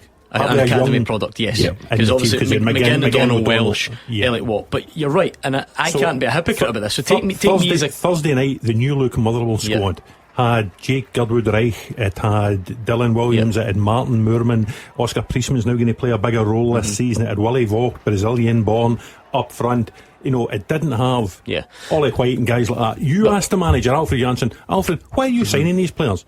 And he'll say, well, they're better than the Scottish players who are available to me. Mikey Booth and Ollie White came on away in Europe for quite a long time in the game, so actually I'll give a pass on that one. But you're right, see last season, and I'm happy to be a hypocrite on this, because I care loads about young Scottish players coming through. In the year before, Motherwell had Lennon Miller. Motherwell are not probably one of the real problem areas here, but see last year when Motherwell were playing that type of football, I could not have cared less than none of the players. You wouldn't even notice. By the way, nobody's blaming you. We're academy graduates, so that's just one man's sort of opinion, but it does highlight how difficult it can be to get that joined up thinking. Of course, and that's the way it is. We spoke there about Dundee United. Daz made a really good point. Dundee United 20-man squad against Rangers week past last night, 2 Scots in it. So if you tackle Jim Goodwin and say, hold on a wee second, why are you signing guys for Australia and New Zealand and Eastern Europe? He'll just say, well, they're cheaper than the Scottish players and they're better than the Scottish players who are available. And I'll give you an example of that. Thistle last night I watched them. Ben Stanway came on. Ben Stanway is a terrific young midfielder, beloved by the Partick Thistle fans. who was a free agent in the summer. Now, Ben Stanway is a better player than a lot of the foreign incoming players to the Premiership in his position this season. But if you wonder why Ben Stanway is still at Thistle, it's because the clubs in the Premiership were unwilling to pay the compensation fee to Thistle when they could get overseas players that cost them absolutely nothing other than the wages. compensation fee around about 300,000 or something, Roger, right? But we can strip it all the way back as well, and I think a lot of people out there will be listening as well. See, even if you go back to the younger days, we could afford to play football. I think a lot of young guys now, for instance, you go and look at guys that give up their time and they run these clubs for young players to give them an opportunity, hiring pitches, hiring equipment, buying equipment for young players to travel, for young players to pay money to go and play. Some people haven't got that finance to progress in the game, and we're lost with them. This, to me, is where I think it becomes a really difficult discussion, because you're bang on, and loads of people listening will agree. But how hard is all of this going to... What have we been at that? 15 minutes? 15, 20 minutes? And so far... Haven't scratched the surface. So far, we're talking about quotas in the top flight, TV deal, the price of pitches, the reserve league, the size of the league. Do you know what I mean? The notion that the clubs will rock up to St Andrews on September the 4th, reach some sort of consensus on that by 5 o'clock. There's I'll give you another layer to this. I was speaking to a well-known figure in Scottish football the other day about this. You spoke about Hugh Keevins earlier. You can name him again. He was pointing out to me that the year, now I can't give you the numbers, the year that Sir Kenny Dalglish, arguably Scotland's greatest ever footballer, was born, I think it was 1953, right? You look forward to 2025, there were exactly half as many children born in Scotland in 2025 as there were in 1953. So you're immediately halving your potential playing pool. Hold on, years going forward. I'll tell you what this one is. So if there are fewer children born in the country, there's fewer children playing football. There's fewer children playing football. Okay. But again, there's fewer elite players. So it's up to the fathers. You've got less players. You've got less players to work with. Right. I feel I've got a job coming up here. But this is my point. So we can add declining population numbers to this as well, and all this the Premiership clubs are supposed to fix. Listen, again, there's going to be no quick fix to this. What I would say is credit to Craig Mulholland for bringing it to the plate, because it's something that needs to be addressed. We really need to address it, because we are struggling to get young Scottish players in the top flight in Scotland. And as I say, I reflect back on when I played, I can see that sort of, we're talking 20 years ago, there was a lot of young players who... See, on that then, and this to me though again highlights just how many different factors can move, because you're right, we didn't make any major tournaments in that era. No, you're right. No. So I think we've got to be careful. I think it's easier to get to a major it's easier to get to a major tournament, may I say, in this day and age. Overall, yes, but that World Cup there, that was a traditional qualification group that got topped by Scotland. That would have been enough to qualify, for any tournament. So I also think, how do you strike that balance between, surely we don't want to hark back to a time that maybe wasn't even that successful for the national team anyway. No, I do agree. I just think that if we're trying to progress young Scottish players, they need to be playing at the top level, absolutely, or they're never going to be anywhere near our national team. Is there a problem with a lot of these, we spoke about before, a lot of the younger guys who are 14, 15, moving down south too early, and as you say, they drop off the radar very, very quickly? How do we stop that? Well, Roger, it's really difficult. We were kind of laughing there, because as we go on here, we're now realising just how many factors way, way beyond Celtic or Rangers or Hearts or Hibs there are. Again, in that piece that Jordan spoke about in the show the other night from The Athletic, Brexit is one of the main reasons that the kids are moving down south at an earlier stage. It was over double the number of academy graduates from Scotland went south of the border in half the time after Brexit versus before. Probably not one that Clyde One Super, not a subject that we tend to debate too heavily here, but you never know, we do dip our toes in uncharted waters quite a lot. But there are all reasons, and it'll be fascinating to see how the SFA think they're going to solve this one, because UEFA have tried hard. If you list a 25-man squad for your team playing European competitions. I think you need to, is it 8 Gordon home-reared players, maybe 4 reared by the club, 4 reared by the association in your squad, so they're doing something. But still, when Celtic and Rangers play in Europe, you know, the ones sitting in the bench or the ones sitting in the stand signing players purely for that case. And you played in the era when it was X amount had to be in the matchday squad. Is the next stage of that it has to be a certain number of minutes, and then it becomes less token? It does, because you don't just fill the jersey, because I heard all that at the time. I remember people saying you're just picking players that are going not back ready. Going back to that rule that came in at that point, I was under 19s for Kilmarnock, and what I ended up missing under 19s game, and being, because I was Scottish and young and hit the criteria, we had 2 goalkeepers on the bench. So I was the third goalkeeper sitting on the bench just to get around that rule. So again, it makes a mockery of it. So you're right in what you say. You have to nail it down. That is it X amount of numbers? How do you do that? Is it down to the SFA? Again, finances dictate a lot. If there's money available to clubs that because they're doing this, or they're funding it to get towards where they want it to be. Yes, so there's, again, we could talk about it for days. Also, I think there's an onus. The clubs will ask the SFA. You know, you mentioned, Daz, the performance schools no longer there. The performance schools help produce the likes of Billy Gilmer and Nathan Patterson and guys like that for the senior squad. What's coming after that? What's coming after the Club Academy Scotland grants were slashed?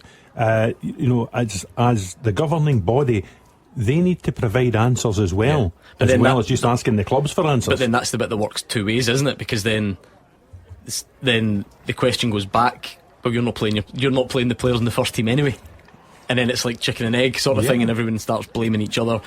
I hope they've availability overnight to that hotel in St Andrews, because this could go on for some period of time. Going for a couple of months. And again, though, but to also highlight how fast all this stuff moves and how everyone wants answers and they want them now and they want results now. I am not for a second saying these cooperation agreements were going to be the silver bullet, and all of a sudden I've got no idea. But it's only just brought in. It's a start. We don't even know yet, really. I think there is a feeling that they're maybe not working among some quarters, but even at that, we're like a year down the line. Surely it's a step in the right direction and a sort of gesture of good faith. Cammy talking about young guys at Kilmarnock. I noticed a couple of the boys, Rory Ellis and Cole Coughlin, away to Queen in the South down your way, Cammy, last week, and it's been reflected, you know, right the way through the leagues. Not just the cooperation loans, but actual loans. You know, United today, I've got the lad Owen Sturton from Dundee United on loan for the season. He'd probably have been sitting as 5th choice striker at Trinidad, getting a few minutes. Now he's getting 90 minutes every week for Ayr. So, you know, things like that do help, but you're only scratching the surface. The cooperation loan, again, you mentioned it, has it worked? We genuinely don't know, because it's far too early to make that call. But what it is, it's a step in change. We're making change to try and work out how do we get. I think it's worked for certain clubs and certain players, because it's allowing that flexibility, because you get a lot of managers are nervous in case they get an injury. Or what if I get an injury? I might be short. But this loan allows them to send somebody out. If somebody gets injured, he can come back straight away. So that flexibility is good, and it's something the SFA need to look at sort of at the higher level. How do we become more flexible with players, matchday squads, and getting minutes into young Scottish players?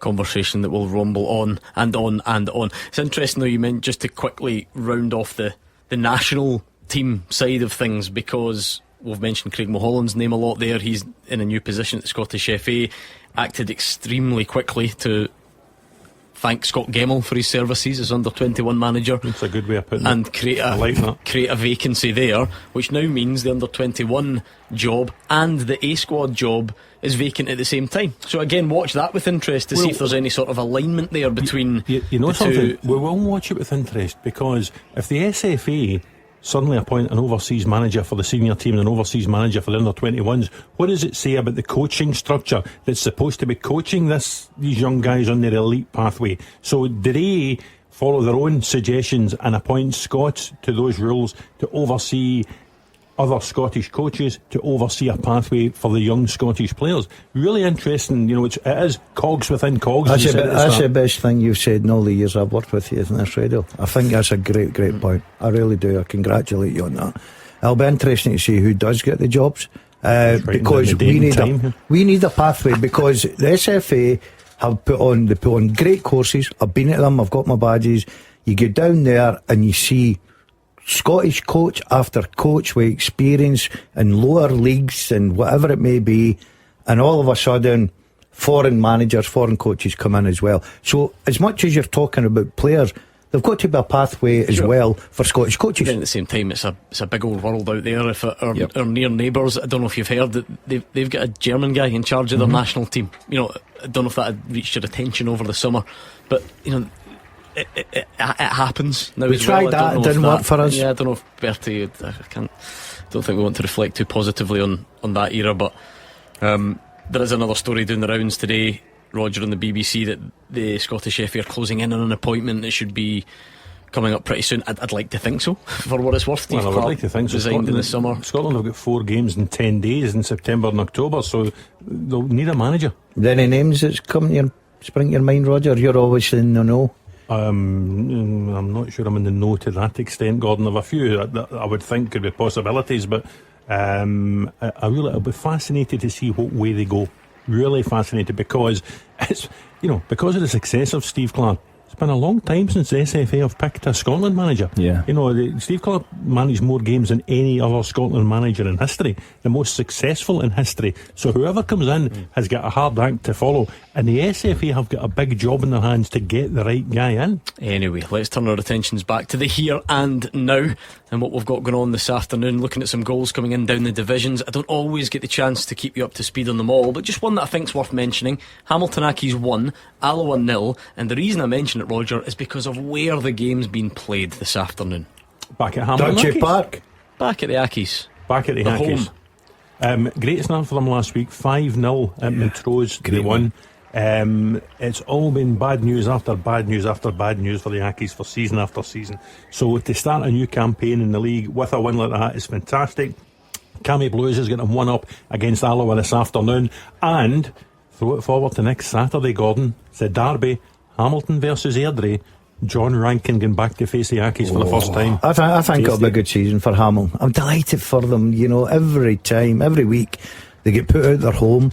The fans were then looking at deduction after deduction. The club were all over the place.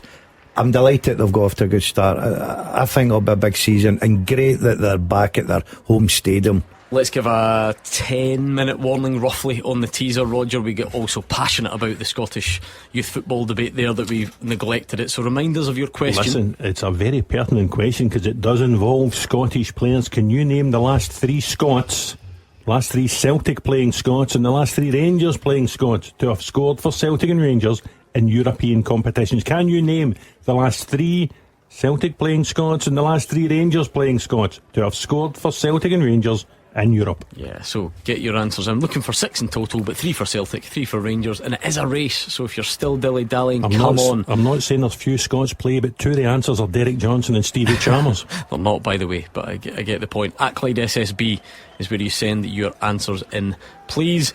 Let's see what we can come up with. Right, I get the feeling that later on in the show we'll naturally turn our attentions to the games today more as they reach their conclusion, what's to come tomorrow. So this is your last chance. I know it sticks in your throat, but your old partner Mark Wilson, current friends of the show, Alex Ray, Tony Ward, how good a job I like 2 out of 3.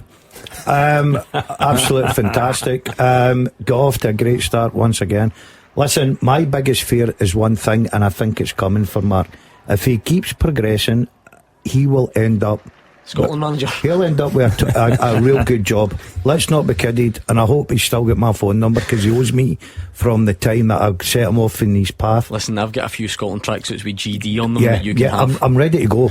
But no kidding aside, look, it was a bonus, because as much as Mark would love the boy Stanway, to go and further his career with a bigger club or whatever, never happened. They got him back. He was a big player for him. He built a good squad. You hear Tony Watt talking about him as a manager and a coach. They buy into what he's doing. I was up seeing him last season, him and Alec. What a terrific job. I've tipped him for the league. Did you hear why he went up? To get free physio treatment off the top. Of course, it was something free. He acts like he went up to just check in on his old pals. He went in to ask the physio to look at his hip. Do you know what he come in and he says, we've started training, just come out and watch. I was like, car. You've got something of a history with Partick Thistle Football Club. Just quickly, no one has got all 6 answers on the teaser. So come on, at Clyde SSB, I'll try and find out which one is causing you the issues and maybe give out a bit of a clue. But back to Partick Thistle, because the game was last night, Roger. It's easy for us to have a joke and kind of favour Mark and Alex and so on, but objectively, the job they've done, just missing out in the playoffs last season, built up an outstanding home record. Even the style of play, I thought the way they played last night against a Livy team that would be fancied. I had to I laughed a bit because I knew the way Alex and Mark would take this. I'm sure it was no harm meant, but in the BBC commentary they had a nicely worked set piece, and it was a lament. The commentator said, I wonder if they've employed a set piece specialist over the summer, as if these set pieces are really good. But again, that's a credit to Mark and Alex, and how, and I texted Mark after it and he said that was one he came up with yesterday afternoon, and they're really doing such an impressive job. Well, listen, a couple of things struck me last night. Just the way they went about their business from start to finish was excellent. They've now got the best home run in the league at Firhill since 1971. I mean, it's fantastic. But also, after the game, Mark was asked about the pressures of being favourites to go up. They lost that playoff game to St Mirren. They now are, I think, the bookies' favourites to go up. They've beaten one of their direct rivals, Livingston, last night. What does he feel about that pressure? And he said, bring it on. You want that pressure. If you're Partick Thistle at the top of the championship, you should be feeling that pressure. You shouldn't be content with just sitting in mid-table, maybe trying to grab the last playoff place in fourth. You should be aiming to win the title, and you should enjoy the pressure of being the bookies' favourites to do that. I thought that was a really good answer 2 games in. But next league game, Gordon, up at Inverness, you know what that does to managers, does.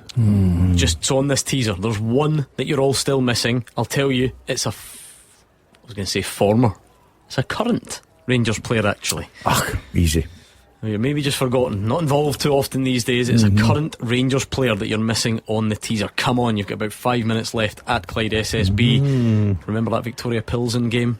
No? Okay, never mind. Right, a couple of these old teams might be playing in the telly today. Stephen Robinson has gone into the book for having too much to say for himself. The Aberdeen fans are not impressed with what they've seen in this first half. Yeah, the referee, I just seen him booking him there and putting kiss because that's what he's used to doing after the games, Stephen, with his fans. What is this?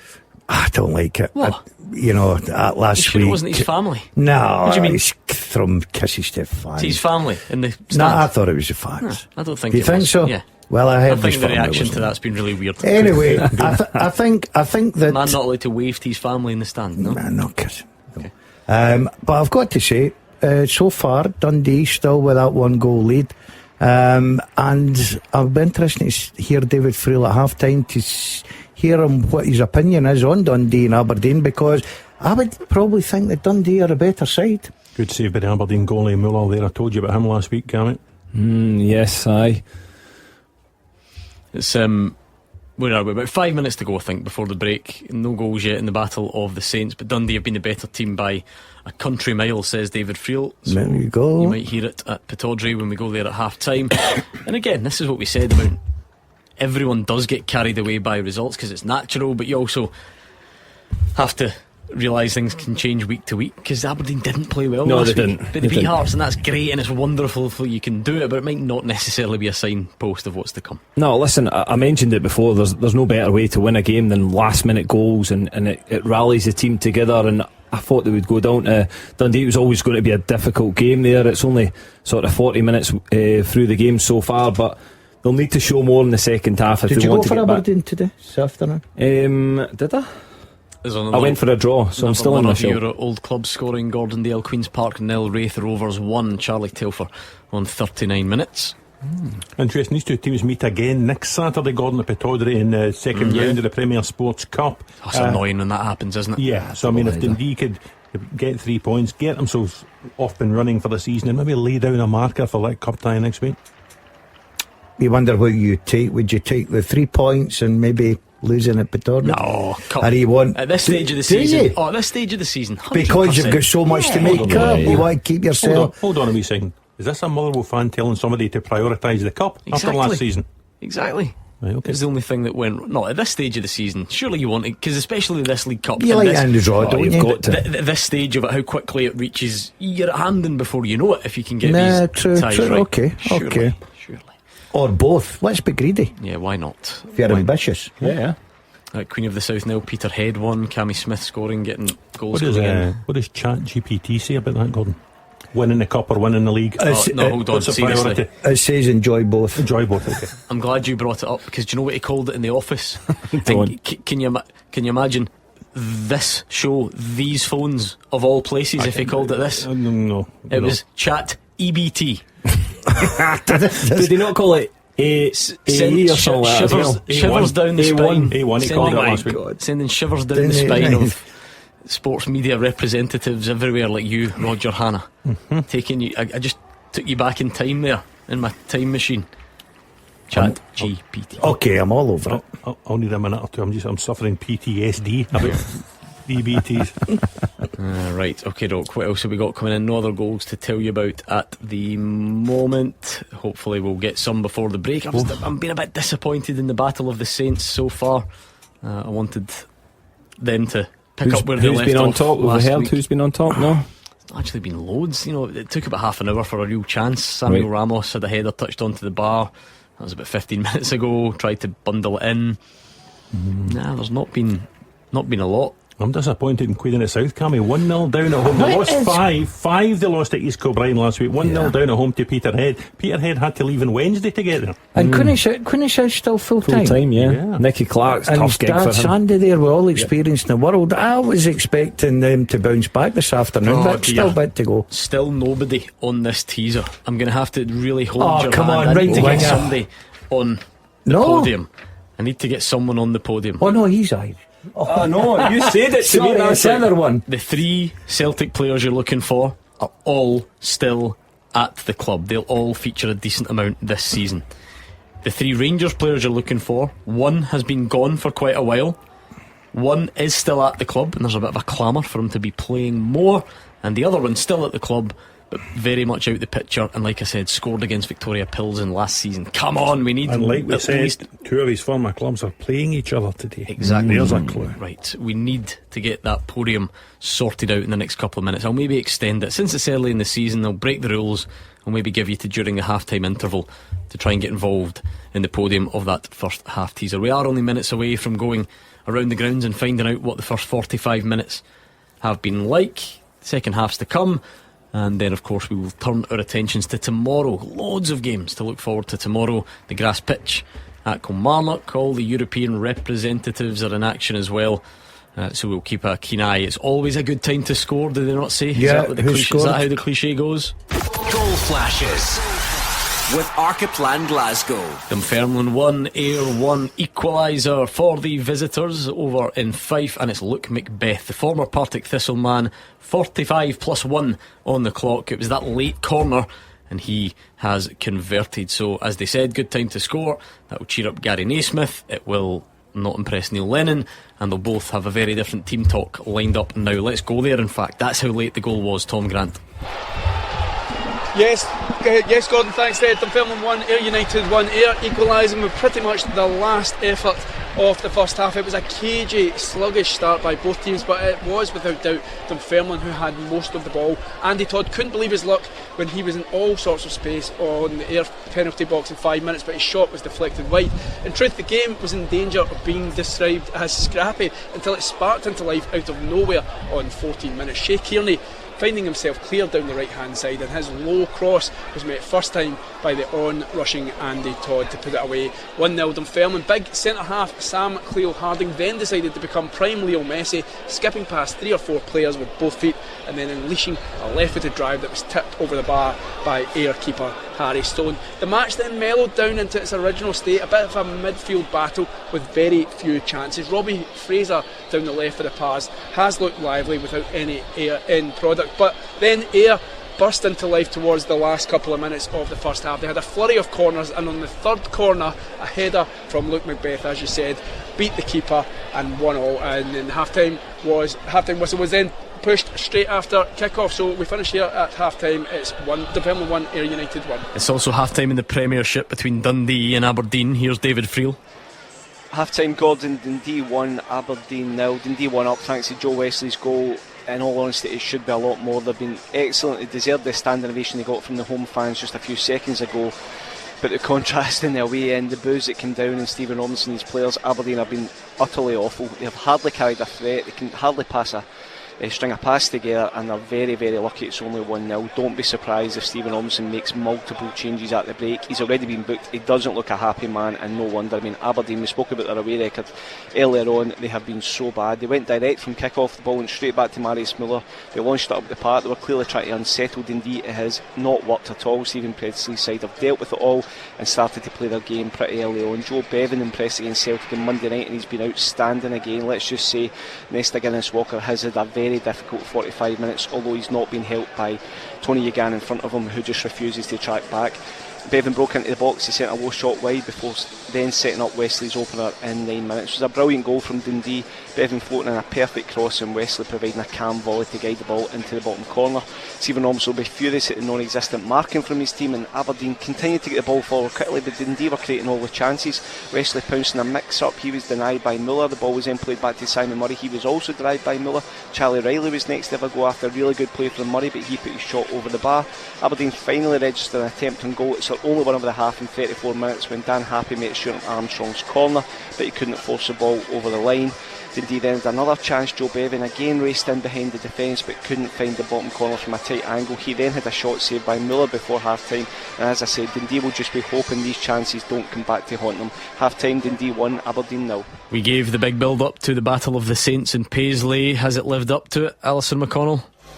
Yeah, I think we're struggling to say it's lived up to its billing at the minute. Just one real chance of note in this game. It came just before the half-hour mark. Samuel Ramos met a ball into the box from Chris Mockery, and a powerful header touched onto the crossbar from Toby Stewart. Killian Phillips was alert. He tried to pounce onto the rebound, only to find Czech Diabate standing firm on the line to block the danger. And I'd have to say that's been the real only moment of note in a 45 minutes where it's fair to say both teams have tried to play a bit of football without creating any real clear cut chances. There was an early booking for St skipper Marcus Fraser. He received the first yellow card just a few minutes into the game after bringing down Rhys McAleer, and St Mirren stopper Jacob Chapman invited a wee bit of trouble with a pass straight to the feet of St Johnstone's Jamie Gullen, but St Mirren were able to react to his poor first touch and avert the danger. Before that, Mockery had skipped past Liam Smith before he was upended by Gullen in the box. St Mirren wanted a penalty, but to be fair, the appeals were fairly half-hearted, and it was quickly waved away with no more than a corner forthcoming. From that, St Johnstone keeper Stewart punched away a curling effort from Phillips from the set piece. Other than that, there was Ramos's header, and then Ryan Carr was next into the book for a foul on Jason Holt. It's been physical at times, but both teams are trying to keep the ball down. It's been blustery here too. St Mirren's commitment to playing out from the back has caused a few anxious moments as well. They'd pushed to get their noses in front. They've probably enjoyed the most of the ball. They had a chance. Sosa Sully through on goal with Stewart racing out to put the ball clear as he came out of his box just about 3 or 4 minutes before the break. Referee Ross Hardy, he has irritated and frustrated the home support at times, with the official heading into the tunnel at half time with the boos of the support ringing in his ears. But the bottom line is both teams need to do more if they're going to find a breakthrough. Half time here in Paisley, and it is St Mirren 0, St Johnstone 0. Still got nobody with all the correct answers on the teaser. The last remaining Rangers one is causing all sorts of issues. It's not Scott Wright, it's not Glenn Middleton. Come on, let's try and get that podium finished. We'll do a full roundup of the half-time scores when we return. The fastest goals, the experts' opinions. This is Clyde One Super Scoreboard. Half time in the 3 o'clock kickoffs up and down the country. Not loads of Premiership games, of course, but it is Dundee 1, Aberdeen 0, and St Mirren 0, St Johnstone 0. Into the Scottish Championship, where it's Arbroath 0, Inverness Cally Thistle 0, Dunfermline 1, Ayr 1, Queen's Park 0, Raith Rovers 1, and Stenhousemuir 0, Greenock Morton 0. In League 1, Airdrie 0, East Kilbride 0, East Fife 0, Cove Rangers 0, Hamilton Accies 1, Alloa Athletic 0, Queen of the South 0, Peterhead 1, and Ross County 1, Montrose 1. In League 2, Dumbarton 0, Clyde 0, Elgin City 1, Forfar Athletic 1, Kelty Hearts 2, Stirling Albion 0, Stranraer 0, Annan Athletic 0, and the Spartans 0, Edinburgh City 1, and the second halves are coming up next. The Ford Puma and the all-electric Ford Puma Jenny. Stylish, bold, and as driven as you are. And now, you could win one. Take a test drive in any Ford Puma to enter and be in with a chance of winning either the Ford Puma or all-electric Ford Puma Jenny. Search Win a Ford Puma to book online. Ready, set, Ford. To enter, take a test drive between the 1st of July and the 31st of August. T's and C's apply. 25 plus only. For details, see ford.co.uk. I'm Professor Noel Fitzpatrick, and as a vet, I know you want the best care for your animal companion. Pet insurance can help, but you need to choose wisely as not all policies are the same. Pet Plan aim to pay claims quickly and without a fuss, and that's one reason why so many vets work with them. Get your pet the best veterinary care. Save 10% on new policies when you insure at petplan.co.uk. T's and C's apply. Fitzall Meader is an appointed representative of Pet Plan Limited. Action as it happens. And your reaction from 5 on the open line. This is Clyde One Super Scoreboard. About to get the second halves underway. Roger Hannah, Gordon Dalziel and Cammy Bell are in the studio. Let's round off this teaser. I can't quite believe it, Roger Hannah, but we've stumped them. No one person has got all of the correct answers, none at all. So let's put them out their misery. The first half teaser with Archiplan Glasgow. Planning permission and building warrant drawings for home extension, conversion or renovation. Here we go, the answer to your first half teaser. The last 3 Celtic players, Scots to have scored for Celtic in Europe, and the last 3 Scots to have scored for Rangers in Europe. Celtic, as Gordon says, all current players: Luke McCowan, Callum McGregor, James Forrest. For Rangers, Ryan Jack, Finlay Curtis, and the one that's caught you all out, Lyle Cameron. I tried so hard to give clues, but it did not work in the end. Let's very quickly go to Pittodrie before we get underway. Is the dissatisfaction from the manager been matched by any half-time subs, David? Yes, it has. Lewis Smith is coming on, Ayub Malou is coming on as well, and it looks like Afiza Remu and Tony Ugan, who I'm not surprised. I mean, Nesta Guinness Walker had such a tough afternoon against Joe Bevan, but he was getting zero help, Gordon. So Stephen Ormsson, not a happy man in that first half. He's already been booked by referee Callum Scott. You would imagine he's going through his players in the dressing room, because Aberdeen need to be so much better than that. They've not won away from home in the Premiership since December, and if they keep playing like this, they won't win this game today. I think for Dundee it'll just be a case of more of the same. Get the ball to Joe Bevan, get Joe Wesley, Simon Murray involved as well, and Charlie Riley. That front 4 have been really, really good, backed up by the rest of the team. Looking forward to this second half. Callum Scott just about to start it. Clyde One Super Scoreboard Goal Flashes with Archiplan Glasgow. Planning permission and building warrant drawings for home extension, conversion or renovation. Right, come on then, let's get the second halves up and running. Surely we'll get more goalmouth action in Paisley than we got in the first half. St Mirren 0, St Johnstone 0. Feels like we've never been away, Roger Hannah. It's half time in the second game of the season, and the Pittodrie natives are restless. Well, even the ones that have gone to Dens are restless this afternoon. The Dens Park visitors are restless. But you're quite right. I mean, David Friel said before kick-off, the away end at Dens absolutely jam-packed. The Aberdeen supporters, they've had a good start to the season. They won all 4 games, the Dons, in their Premier Sports group. They didn't play well, but they beat Hearts last week, so they got off to a perfect start. They're looking again to continue that at Dens. They would travel down there today believing they're going to come away with the 3 points, and they've travelled down there to witness an absolutely dismal first 45 minutes. No surprise Stephen Robinson made changes, and that's quite a front four for the second half. If you've already got Nisbet and Olasanya there, and you throw on Malua and Lewis Smith, they're going all out. The old days have now. gone, Roger, in modern day coaching now. I remember years gone by, you would get in, the manager would give you a rocket and say, you've got 15 minutes, you'll get 15 minutes, or you'll be sitting beside me. Nowadays, they've got that big squad. Yeah, it's the 5 changes. They just go with the change right away. They don't hang about. If you do it at half time, it doesn't count as one of your substitution windows. I think That encourages managers but to make changes. It's not just the fact that they're making maybe one. You know, you maybe look and think, I'm going to tweak it, I maybe change the formation, I maybe play somebody off the striker rather than play two up. It's sometimes now 2 and 3 changes, and it takes a little while just for that to develop. Or you get a quick reaction. I think he's looking for reaction. It sounds as if they're really, really poor in that first half. I think they're shooting down the hill at Dens in this second half. So yeah, listen, he'll be looking for that reaction straight away. He'll want to impact the game right away and take the game to Dundee and let them know they're in for a fight. And do you know what, as well, a couple of weeks into the new season, I don't know if people are quite joining the dots yet, because it's not a guarantee, but the games are finishing a bit quicker. We're getting to half time quicker.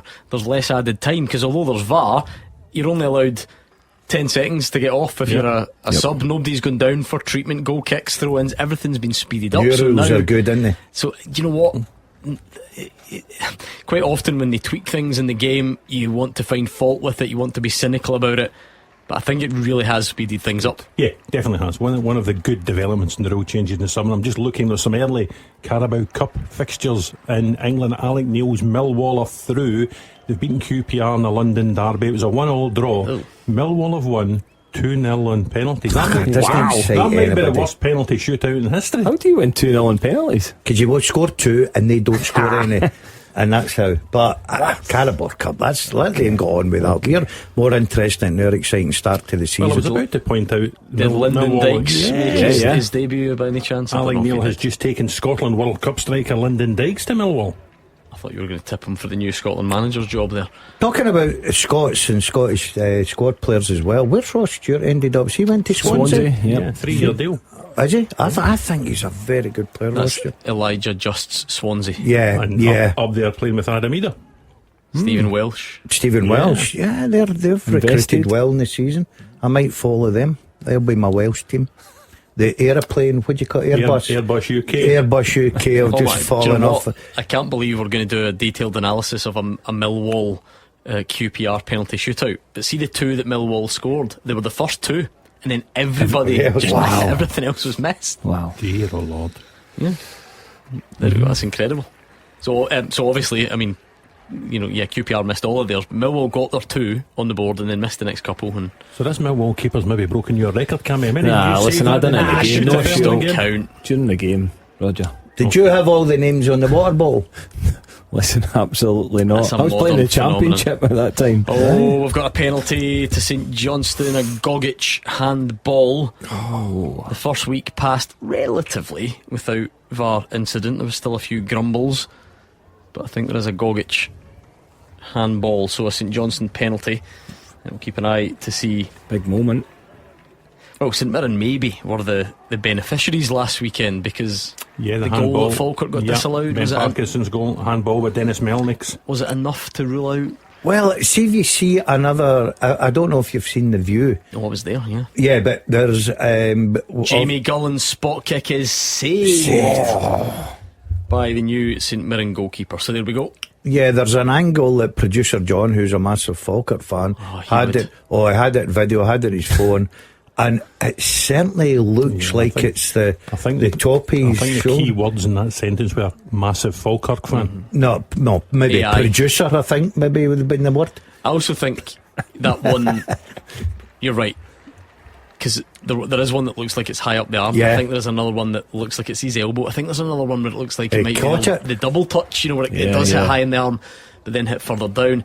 But then to sum all that up, is that enough to rule the goal out? Can you be sure? It's all those same questions that we'll ask. Incidentally, in the week that the KMI panel became a thing of the past. Yeah.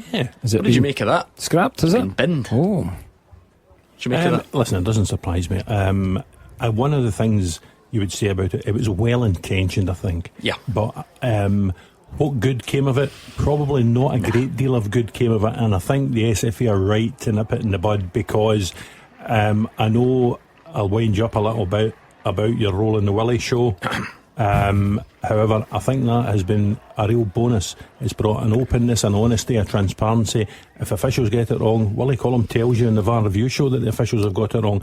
We don't need a sort of unnamed panel of former players, former officials, whoever they all are, pundits, club officials. I don't think it really, adds anything to the great debate. I think what's been interesting about it is even right up to the end, right up to scrapping, it's been either misunderstood or sort of weaponised to force what opinion you already have, because even in the reporting of it, I've seen a lot of people react and say, I can't believe they've wound this up. They don't want anyone scrutinising. Yeah. The clubs have decided they don't want to participate in it. Yeah. That's the bit that's led to the scrapping. I It's think not like all the clubs are saying, please keep the KMI panel. Yeah, the clubs don't want to participate in it. I think the clubs just realised what we're discussing here just now, that no real good came of it. What didn't really... Doesn't impact anything, does it? No matter what the decision was. So I think, as you say, well intentioned, but I think what became an issue with it is it implied objectivity in an area that is subjective. Correct. So at the beginning it was a 5-person panel. I think I'm right. It went down to 3. So you would get decisions that the 3 of you would debate and go, two say it was wrong, 1 says it was right, and no harm to Roger in the newspaper industry and us. It's accurate, but you go, this decision was wrong. When the 3 guys voted kind of 2-1, like it's subjective anyway, and then that almost got sort of held up as fact. Yeah, that became pointless, problematic, didn't it? Yeah, no. Again, it did. It makes headlines, as you mentioned, that I don't think are needed to be made. I was on it for a season. Well, there you go. So and you talk absolute rubbish. Exactly. Who's got to take my opinion on things? But a lot of it is subjective. Absolutely zero. So there's a fact. When I was doing it, it was volunteer. You were a volunteer. You didn't come up for a man and for nothing. I did. I'll tell you right now, volunteer. So again, I done it for a season. I only done it a few times because there was obviously a pool of players, coaches, ex-managers involved in it. But again, when you come away from it, you're like, what impact is it actually making, apart from what you've just said there, Gordon, with regards to making stories, really? But then people acted like it did have an impact. So I think that's what became really problematic with it, because as you said there, so that's like, and I'm kind of being tongue in cheek, but you saying you think something's a handball. I say it on here. We debate things that we see it differently. No disrespect, but how did they pull your name out? That's what I'm saying. The panel was made up of like some pundits. There'll be a referee and representative. I know, but why would they pull his name out, right? Because he lives 100 miles away. Just got asked. You're not going to pay him any expenses. Able and willing. Yes. Would you have done it for zero? No, absolutely. I do. That answer. There's not a thing in the world I now do for zero. Zero is not even in my vocabulary. Because there was a couple of incidents. Vocabulary? That's the word I couldn't get out. I've been quite fascinated by the reaction as well, Roger, because a lot of people have been, you'll have seen it all on social media, quick to say along the lines of, this was good because it was someone else marking the homework, it was scrutiny, it was accountability. They're only getting rid of it because it was calling out their mistakes. So see these people who are now big defenders of the KMI panel and who believe in the KMI panel, I wonder if they know that according to the KMI panel there were fewer mistakes made last season than the season previously. So according to the KMI panel, refereeing standards improved last season. There you go. So I'd love to ask those people who are critical of the shelving of the KMI panel if they agree that refereeing standards improved last season, because I'm going to bet the answer would be no. I would agree with you, Gordon. Bit of a safe bet. I think that's a very safe bet. When's the first Willie show of the new season? Genuinely don't know. You don't I think we fell out over the summer. You did with Willie? I think so. Why? No, I'm not kidding. Willie's a great guy. Motherwell were on the receiving end a few times at the end of the season. But Willie's top bloke. I've got a lot of time for Willie. Yeah, we'll reconvene at some point, perhaps. Right, what else have we got? Let's do a teaser before he gets us in any trouble. Roger, Hannah, are you ready? Yes. Hurry along. Let's do it. The second half teaser with Archiplan Glasgow. Planning permission and building warrant drawings for home extension, conversion or renovation. I'm going to ask you to hold that thought because I want to give you this immediately. Goal flashes with Archiplan Glasgow. Dundee 2, Aberdeen 0. It is a belter from Bevan. It's a powerful drive, takes the touch, one of those shots that just continues to rise, and the travelling support from Aberdeen will be even less impressed now. What a tip from David Freeland at 2 o'clock. He said there would be goals in this game, and he tipped up Joe Bevan. Really impressed by his performance at Celtic Park on Monday night. He thought he'd really done, added a lot to the Dundee attacking arsenal for this season. Simon Murray we know, Joe Westlake scored in the first half we know about, and now there's this guy Joe Bevan. He's back up the road for once of Albion Rovers, back up the road from Burnley, and making a name for himself in the Premiership. Good goal. And Stephen Robinson's half-time subs have not worked. That's the other side of it. No, he'll be disappointed, but I said at the beginning, it's easy to say now, I've just had a sneaky for Dundee all day today. I like the look of him, I like his recruitment, I like the way he went about his business at Celtic Park. He's got guys that are buying into his coaching and everything, and I think unless Aberdeen can get a quick goal and get them back in the game, I think Dundee probably could get more goals in this game.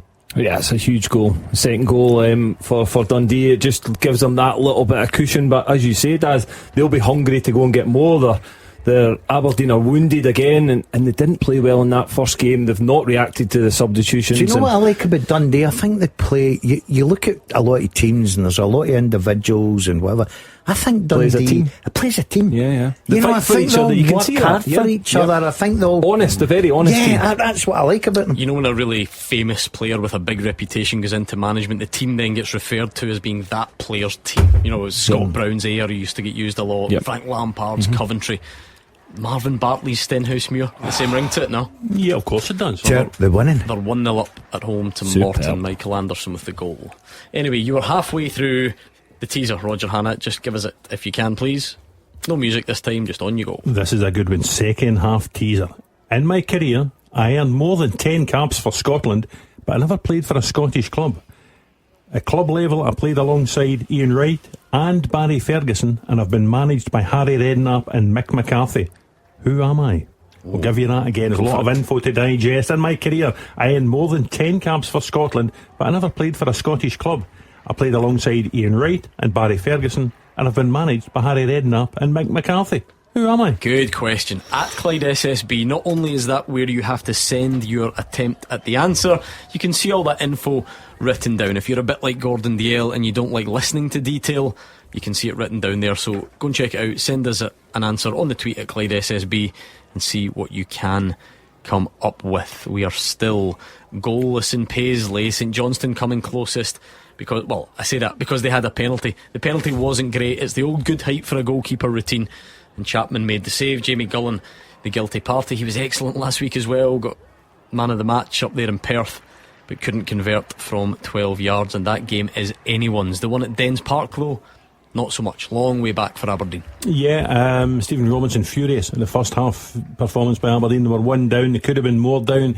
He made a couple of changes, but Dundee have just carried on the way they were in the first half, totally on top. Got a deserved second goal, really stylish finish by Joe Bevan, and Stephen Presley has got them purring. Good performance at Celtic Park without reward on Monday night, and they've really just picked up, and they look as if they're going to pick up the 3 points. Yeah, it's still a bit of football to go. 2-0, you're thinking, yes, get the third, game over. Aberdeen got a quick one. They've certainly, we showed last week, they've got the spirit to go all the way to the final whistle. They got that 2 goals in 90 odd minutes against Hearts at Pittodrie. I think this is a different game today. I think Dundee, just sounding by David Friel's report at half time, I think they're out for it. I think they're in control of it, and I think they'll get the 3 points. Right, your teaser's up and running. The Who Am I? We've even got action in the second half. Penalty awarded and missed. A goal there for Bevan at Dundee. It was a lovely strike as well. So we'll keep an eye on the game in Paisley, and we'll keep you up to speed on everything down the divisions as well. Let's take our first look at tomorrow, and I'm definitely keen to get stuck into this on the phone lines. They'll be open round about 5 o'clock, so gather your thoughts and make sure you share them with us. Let's look at Rugby Park, because the biggest headline is that it's a new pitch. It's made of grass this time after 12 years on the Astro, and Neil McCann is looking forward to it. I'm so excited for them that they're going to come and see Rugby Park in its glory again, full glory, because listen, we were very successful in the Astro last year, but I just feel that Rugby Park was always known. I knew it as a young boy coming through. It was always a brilliant surface, and the guys have worked tirelessly out there, not only in the pitch but surrounding areas as well, just to make it quite a sensational environment to play football in. So hopefully we get a big crowd coming in on the back of the home form last season. I know they'll be disappointed with last weekend, but we look to try and put that right. There's a lot made of the pitch. I'm open and honest. It is an advantage. Anybody that says it's not an advantage is telling wee porkies, because it allows you to train on it, so you've got a certain knowledge of the hard surface and how it may bounce. But as I said, the flip side of that is there's no track record of you're actually sure. So we had to cope with that come match days, and we dealt with it really well. But I just feel that the pitch won't change how we play. Hopefully that'll help us even more, because we are a team that wants to play. We take a lot of risk in our play. I think that was one of the features of our game last year. I felt the reward was well worth it. I'm not going to change my focus now. Looking forward to it, Cammy. You would have played down there on the grass, of course, but it's been away for 12 years. Yeah, I never got the opportunity to play on the AstroTurf, actually. So, listen, it was Neil McCann's right in what he says. It was always a brilliant surface. Again, I've seen pictures of it. I think you were down there as well. It looks absolutely fantastic. It's nice to see it back to grass. And Neil's right. Listen, there's no getting away from it. I've always said that having an AstroTurf gave you a slight advantage. You train on it, you understand the bounces of it. It might be different depending on weather or match day, but you understand distances and everything. It gives you a slight advantage. It's going to be a difficult game for Kilmarnock tomorrow. Neil really McCann difficult. used a brilliant phrase on Sky earlier in the week. He pulled back on it there, but he was trying to say that although it gave them maybe an advantage, he still found it unpredictable, because he said there was no bounce formula. Oh, right. Okay. So I can see what he was getting at in terms of it being unpredictable, but that'll be good, Gordon. I think pretty much everyone will celebrate that tomorrow. Yeah, and especially, as much as I don't know what Celtic's record overall down there is, it's probably very good, but if you're a player, apart from Casper Hu, you're going down there a grass pitch, it's like a bowling green, Gordon, and you were discussing in the office today. You've seen it. I think they'll all be looking forward to it, even the home players. Yeah. Cammy's right. You train on AstroTurf week every single day. You're playing in your home games. Players like to play in good grass pitches, and I think that both sets of players tomorrow will be delighted to be playing that surface. I was down learning all about it, and for some reason, very rude, Scott Allen and David Field didn't seem to enjoy all my information about the new grass and the new pitch last night. I was trying to dazzle them with some of my statistics. What's the difference did you feel? So lengthwise, everything, is it long, is it short? It's 95% grass fibres, 5% synthetic. Yep. It's been put down on top of 5,000 tonnes of sand and topsoil, and it's been raised by 30 centimetres. There you go. Yeah, well, I used to line the parts at East Kilbride in the council. You'd be out of work because they had a wee robot doing it, didn't they? Did you not see the pictures? I'm going. Do you know something? Hold on a minute. That's cleaners AI. have got to be out of work because I'm buying a robot Hoover. A minute ago, you were bumming up AI. You're putting people out of. I know, but I'm only looking for suggestions on that, like what a pasta sauce looks like. But I'm buying a robot Hoover, so.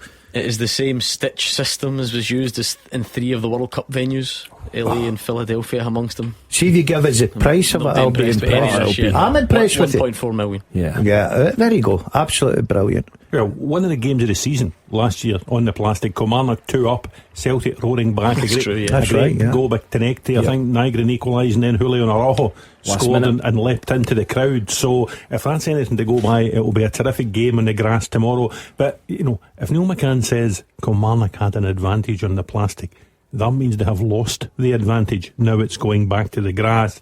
I think after the week of upset that Celtic have had with Martin O'Neill being hospitalised, I think they will go down there with a cause. They will want to get the 3 points to improve Martin's state of well-being. They weren't brilliant against Dundee on Monday night. Casper Hu, that Naz mentioned, certainly wasn't brilliant on Monday night.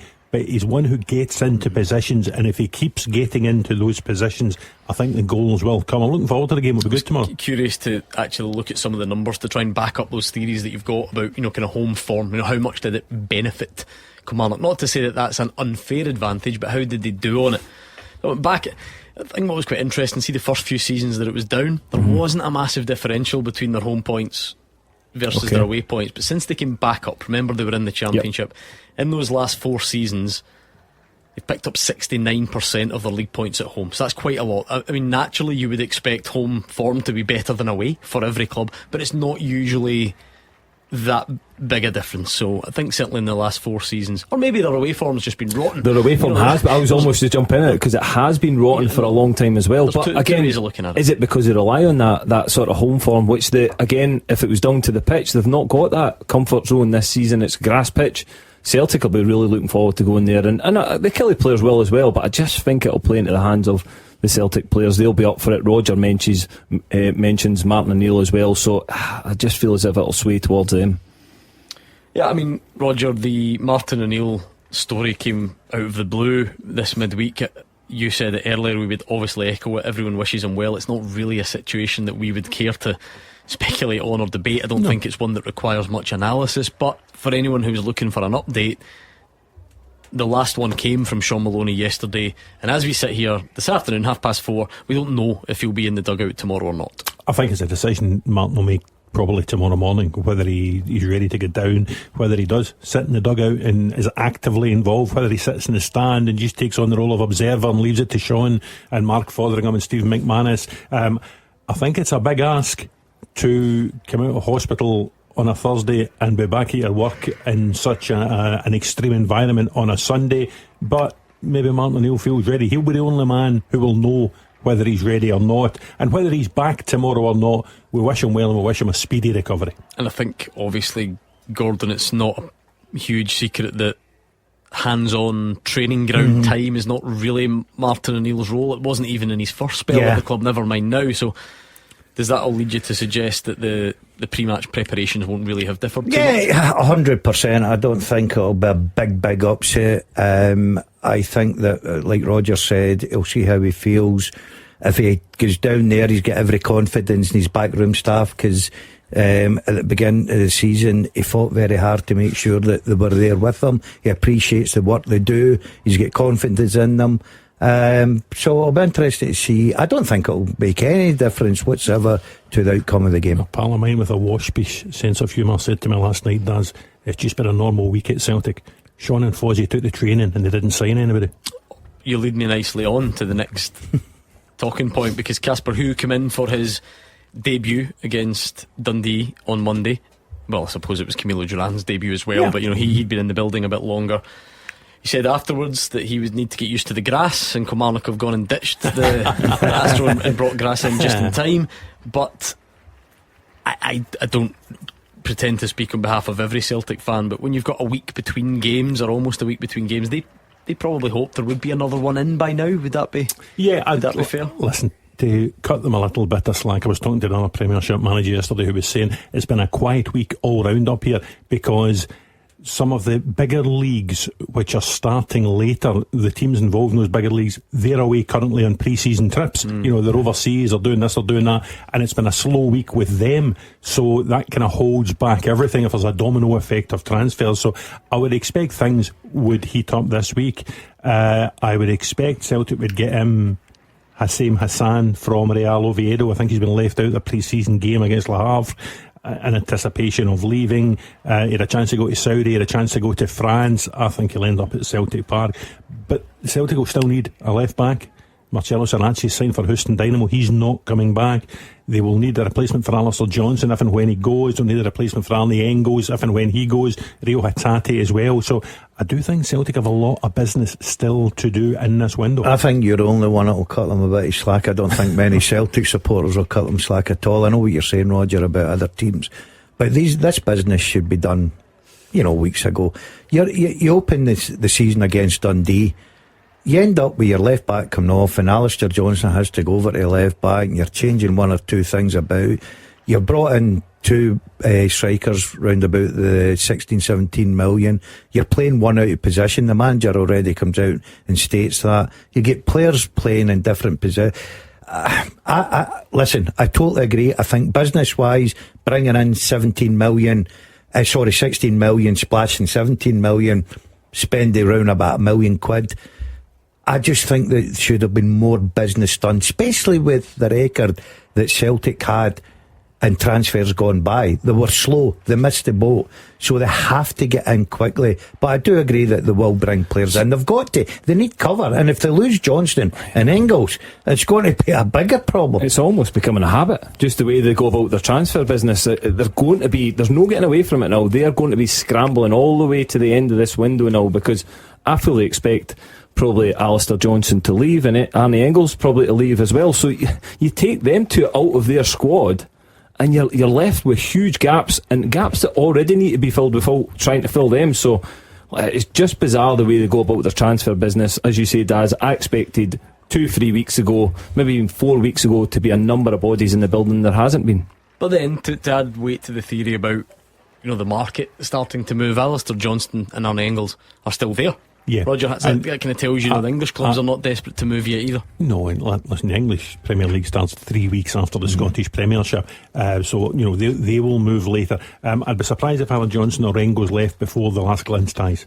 I think it's a big ask to get replacements in for a crucial game. I don't think, you know, if you think there's a backlash that they're not getting players in at the minute, imagine they sold Johnson and Engels before this big tie against the Austrian champions. So I think they'll be here for this time. Martin has already asked the board not to sell them before the tie against Lask, but they could go before the window closes on the 3rd of September, and then it's over to the hierarchy at Celtic to find the replacements. But the problem is, Roger, is it not putting themselves in a position where, and I totally agree with you, I think they've got to keep, but if you're a buying club and you're coming in and saying Engels 25 million, you're not letting Celtic dictate when he's going to, you know what I mean? And Alistair Johnston's the same. So what I'm saying, I totally agree with you. I think Celtic are desperate, Martin O'Neill's desperate, but I just think they've put themselves in a bad position with their transfer Again, window. what happens though as well, when they need to replace these right at the end of the window, everyone's price is inflated. Every single player at the end of in the last week of the transfer window is inflated. They're not worth the value that clubs are asking for. They'll know Celtic are desperate again. We've seen it all before. They don't do their business properly. For me, you would be bringing in a right back just now. Potentially Alistair Johnson will leave Celtic at some point, so why wouldn't you bring in a right back at this moment in time just to have somebody in the building to replace him when he does go? The one that I thought was most likely to come in, we mentioned them earlier, Julio Narojo scoring that goal at Rugby Park last season, has now suffered a bad injury in Bournemouth's pre-season. He's had surgery and is out for a lengthy period of time, so it's not going to be him coming in. Penalty, St Mirren now up the other end. St Johnstone missed one earlier. Jamie Gullins was saved by Chapman. Now St Mirren have the chance. I think it was Ramos who tumbled in the box under attention from the goalkeeper. Is it still Marcus Fraser? And he certainly has taken them in the past, hasn't he? He's still there, unless any of the new signings fancy it. Maybe add a bit to Killian Phillips' price tag if he goes and starts adding penalty taking to his repertoire. Let's see. As usual, there'll be a bit of mind games about who's going to play and all that sort of, who's going to take it and all that sort of stuff. Do you know, like, what did you make of that the other night? Lucas Fadinger scored 2 penalties already for Motherwell, but Maswanisi back in the team and just takes the penalty duties off him. Love it. You're a centre forward. Scored anyway. You want to score goals. It's been a little bit selfish, and I think if you're going to be a striker that scores goals, you've got to be selfish. Killian Phillips is going to take it, so there we go. He's good. Yeah, I'm not surprised at that, especially last week. Guys playing with a lot of confidence, looking for a move as well. Probably I'd be grabbing the ball. Goal flashes with Archiplan Glasgow.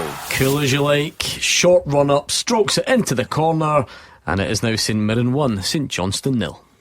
Yeah, game of penalties. St Johnstone missed theirs, and then they get punished with St Mirren scoring theirs. Home advantage now. It's still a bit of time to go for St Johnstone to get back in the game, but what a start that would be for Saints. 6 points out of 6. I'll tell you, a lot of pundits in here should have a real look at themselves.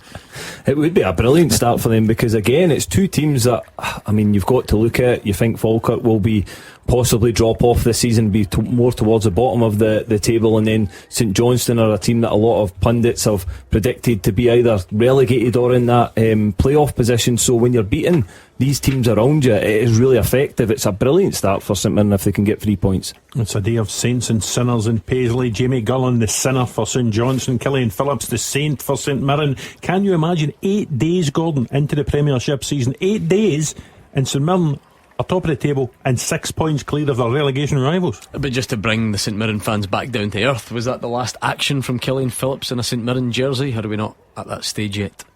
Don't know, there's always been interest. He's born in the United States. There's been long time interest from the MLS in him, but if he continues playing like this, he's been down south. He was at Crystal Palace. He had a couple of loan spells at clubs down there as well. He will be known. He's a full international now with the Republic of Ireland, so he has a reputation.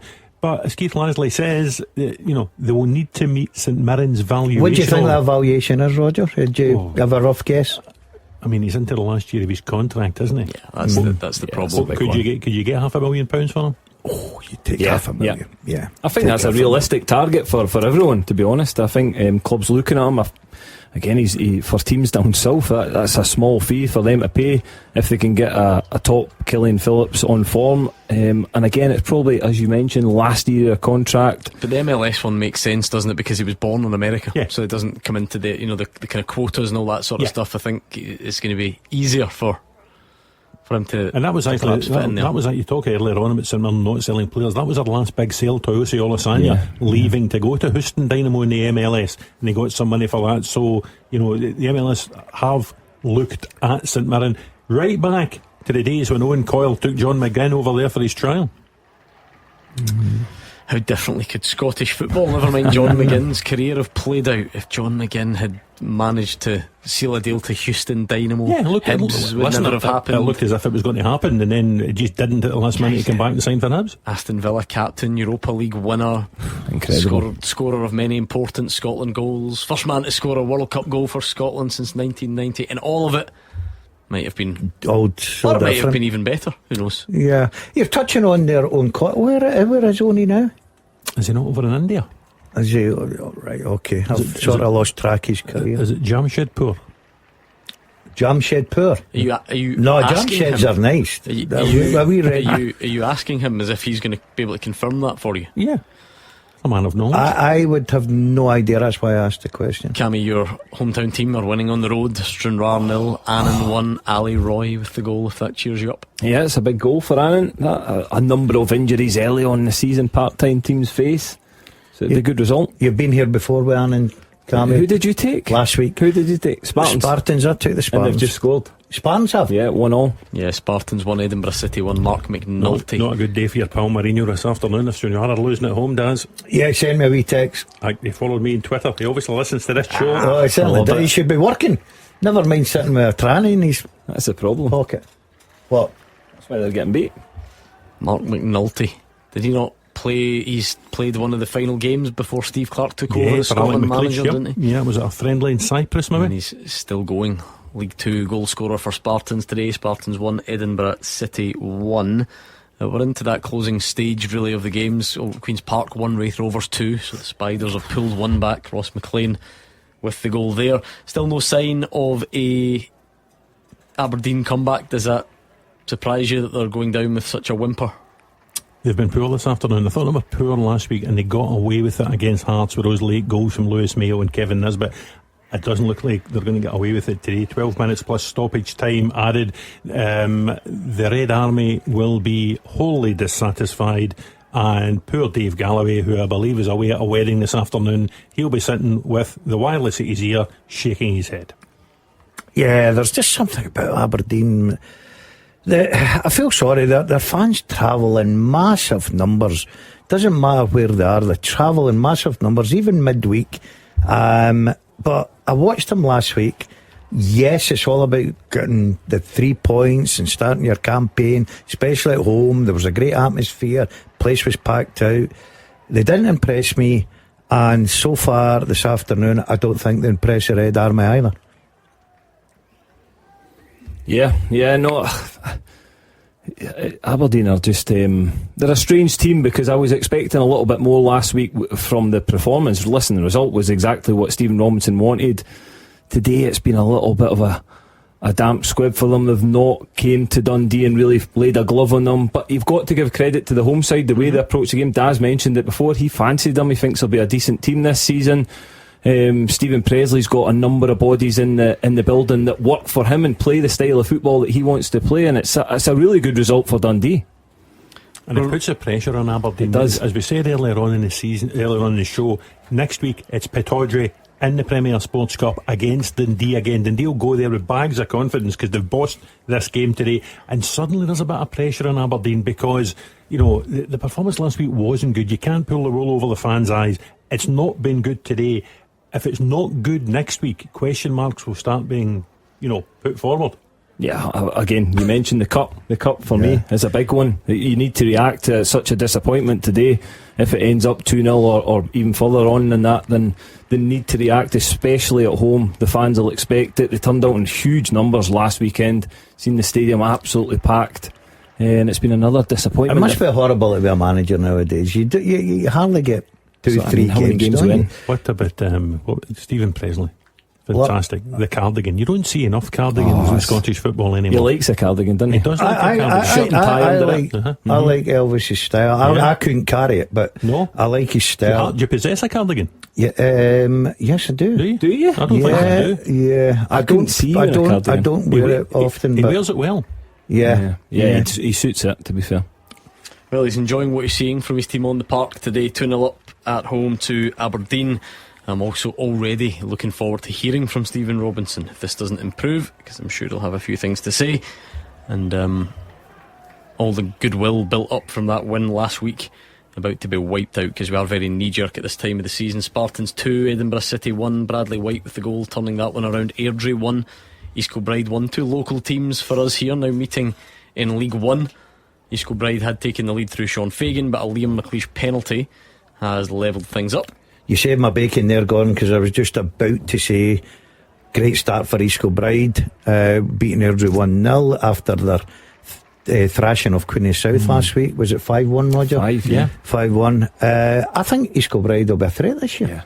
I really do. I think they've got a good enough team. I think Mick and Cy Ferry do a terrific job there. And you'll know, Dan, they're a team who are used to winning. They won lots of games when they won the Lowland League. They won lots of games when they won League 2 last season. They're a team in a sort of winning mentality who are used to winning games, and sometimes they win them with style, like they did against Queens last week. Sometimes they need to dig it out. They might have to dig it out this afternoon, but it's a great quality to have if you have that knack of knowing how to win football matches. How's the favourites Ross County doing? Are they still drawing 1-1 the last time I looked? They are. I think so. That'd be disappointing, wouldn't it? Did they scrape a 1-0 last week away from home? Armintro's not investing quite heavily.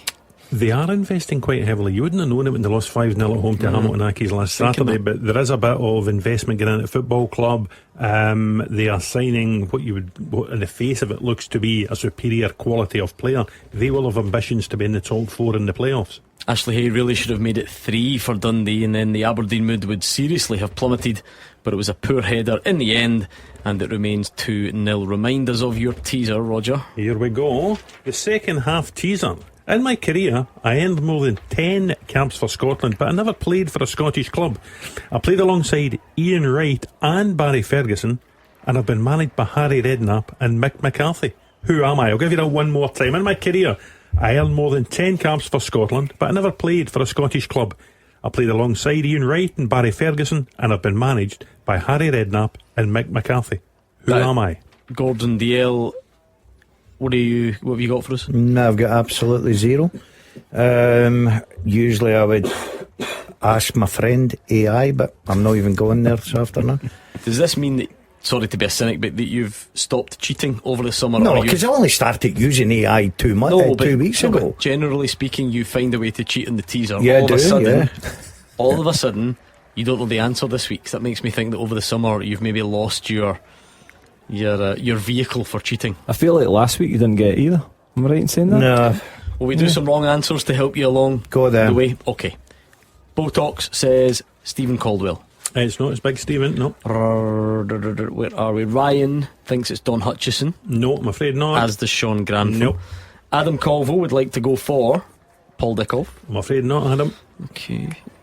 You're all in the kind of right era and so on. Yeah. And I suppose bits of the question give it away. But those would be, do you know what? There's loads of Paul Dickoffs, loads of Don Hutchisons coming in. I've found a way to cheat. He's got it. and you cannot say I looked at my phone. No, you never. Thank you. Hold on a second. Look. It's 4:45 and I've just read out some wrong answers. I'm not What impressed. What does that mean? Because normally you get it within 2 minutes, and that's when I'm suspect that you're. Oh, you're sorry, cheating. I didn't know the clock was on. It was the half-time teaser. Andy could get it Or after is it the 40 full-time minutes. teaser? What's it called? Second half teaser. Second half teaser. The second half hasn't finished yet, so boom. It was just not that impressive the way you usually fly out the traps to get it. Listen, sometimes a win away from home is just get the job done and up the road, and that's what's happened this afternoon. I'll let you build me up there, I'll let you shoot me down in flames, but once again, I'm in. Press Cammy, wouldn't you? It was impressive. Mm-hmm. Did he spell it properly? No. I think he actually did. The biggest Well, surprise that for really me makes me suspicious. the biggest Oh, surprise no, I for didn't me is spell that it properly, Daz did? knew who he was. Exactly. Oh, yeah, I know who he is. Yeah. Okay, doke. Well, talking about getting the job done and getting up the road, Stephen Presley is getting the job done and will be going up the road because Dundee have looked more likely to score a third goal than Aberdeen have to claw one back here this afternoon. Very impressive start to the season from the Dark Blues. They will get 3 points, their first 3 points of the season, and they'll go to Pittodrie for the rematch next week, full of optimism. Oh, imagine an early season double over Aberdeen. The contrasting moods between those two clubs. And then the following week, you've got a Dundee derby. Well, the thing is, Roger, right, they're certainly not going to go to Pittodrie with any fear. They went to Celtic Park. I thought they were excellent. Okay, they lost the game, yes. But today, by all reports coming from David Friel, especially at half-time, they've been the better team, and they should really be 3-0 up, not 2. So they'll go up there full of confidence to knock Aberdeen out the cup. We're in the closing stages this afternoon. I don't necessarily expect the outcome of that game to change, but maybe a late rally from Aberdeen could put a slightly different complexion on it, but they'll have to get a move on because there has been absolutely no sign of it so far. That means we're also about 10-15 minutes away from taking your calls. So what are you thinking now? 2 days on from the trip to Poland, Rangers fans, have you mellowed at all in your criticisms? Maybe they've even intensified the more you've got involved in the debates about where it went wrong, what limitations you're fearing from your team at the moment. Because Gordon stuck his neck on the line. He said tomorrow was a big game, remember, for Derek McInnes and Rangers. So how are you feeling about tomorrow? What is the best starting 11 in your mind then at the moment? Because if everyone is critical of Derek McInnes for not knowing it, what would you do? Is there a clear best starting 11 for Rangers at the moment? What do you want to see tomorrow? Celtic fans, you must be looking forward to going and seeing a grass pitch at Kilmarnock. You've had your moments, good and bad, on the Astro, but it's gone after 12 years. And then bigger picture for you again is always about transfers, so big debate about that one before you make the trip to Ayrshire. Can Hearts bounce back? Can Hibs continue after winning in Europe? Motherwell drew, but I think they'll be pretty pleased with the result in Helsinki. It is always a difficult start to the season, Roger, when the clubs who are not used to the Thursday-Sunday routine have to do it. Yeah, it is awkward. It's awkward for all the teams coming back from Europe. 3 of the teams are away from home. Hearts, Rangers and Motherwell all having to throw in the travelling as well. I'm just looking up here. There is history being made in the SPFL Premiership. The first ever 15-year-old schoolboy to play in the league is on. Andrew Fasanya has been sent on by Aberdeen. He's replaced Taosi Olasanya, a Lathalan schoolboy, still at the school, a young striker. When he made his debut against Kelty Hearts in the League Cup, Stephen Robinson had to phone his mum and ask for permission to play him. So it's a new rule change. We spoke about some of the younger guys earlier in the show before the debate about the elite talent pathway.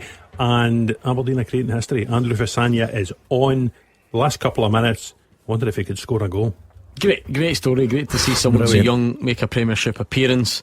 It's not going to be enough to cheer the Aberdeen fans up today, but that's not the boy's fault. No, not at all.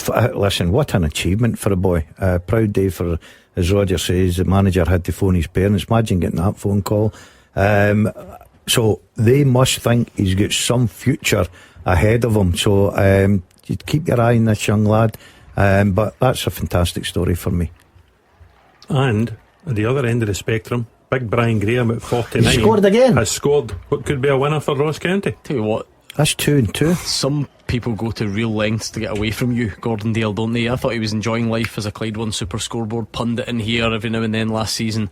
And when I was away in the summer, I opened up my phone and saw they had signed for Ross County I thought, the Dazzler really has driven him out of I've town. made them all, haven't I? Wilson, Big Marv, Brian Graham. I've made them all. Cammy, tell me what you want. I can't turn you in a goalie, mate. Maybe a referee. Goalkeeping coach. Yeah, that's what Kilmarnock got. Yeah, no, but no, absolutely brilliant. Listen, it was a no-brainer. He wasn't really playing at Falkirk, and the one thing the big guy's got, he's got goals, especially at that level. He could be a massive difference for Ross County. Brilliant signing so far. Brilliant signing for Ross County, and it was an important one. I feel as if the way last season went for them, they signed a lot of experienced players, but I think what you get with Brian is you get an honest, experienced pro who'll go in there and give absolutely everything. He guarantees you goals. That's what he does. A physical presence at the top end of the pitch and a good player. Big chance for St Johnstone to get a late equaliser in Paisley. They were played through, but Chapman came out really well to smother the danger, and that might be the one that keeps Simo Valakari up tonight, because as things stand, they are heading for defeat in Paisley. Yep, but listen, as we said earlier on, a huge win for St Mirren. Wasn't me that tipped them to finish bottom? Was it? No, wasn't it you either that finished tipped them to finish bottom? I think it was you. Yeah, it was me. I thought that. Well, there's a long way to go. There is a long way to go, but you can't do any better than 6 points from the opening 2 games. A couple of clean sheets for Jacob Chapman. I was just going to highlight it, and it's a new look defensive system. It's a back 4, not the 3 that Stephen Robinson went with. It's different for everybody. You know, your pal Alec Gogic, who gave away the penalty today, he's in a flat back 4 now in the middle with Marcus Fraser. They don't have the comfort of that third centre half. It's different for Jayden Richardson and Declan John, full back rather than wing back. You know, there's more defensive responsibility for them. So within that new system, it's great. Back-to-back clean sheets. It was incredible, though. Of course, there's a long way to go. It's the second week. But see, once you've got 6 points on the board, right? Sorry to apply boring arithmetic to this. You're about a sixth of the way to survival in the Premiership. Like, you know, both can be true at the same time. Yes, a long way to go, but to start like that gives you a heck of a chance. Right, so we've got a full-time whistle in our featured championship games. They're starting to go everywhere. Airdrie won, East Kilbride won as an example, but what about Dunfermline Ayr? Here's Tom Grant. Yes, Gordon, Dunfermline 1, Ayr United 1, points shared here at East End Park, and it's probably a fair result, with both teams trading blows in the first half and then it becoming an end-to-end battle in the second period. The home side started the match the better, Andy Todd going close early on, and it was Todd who would fire his side into the lead on 14 minutes, flashing on to the end of the impressive Shea Kearney's cross with a neat first-time finish. Ayr were offering very little, and up until the 44th minute hadn't mustered a shot on target. Owen Sturton hadn't really been involved in the game, but he got on the end of a first half,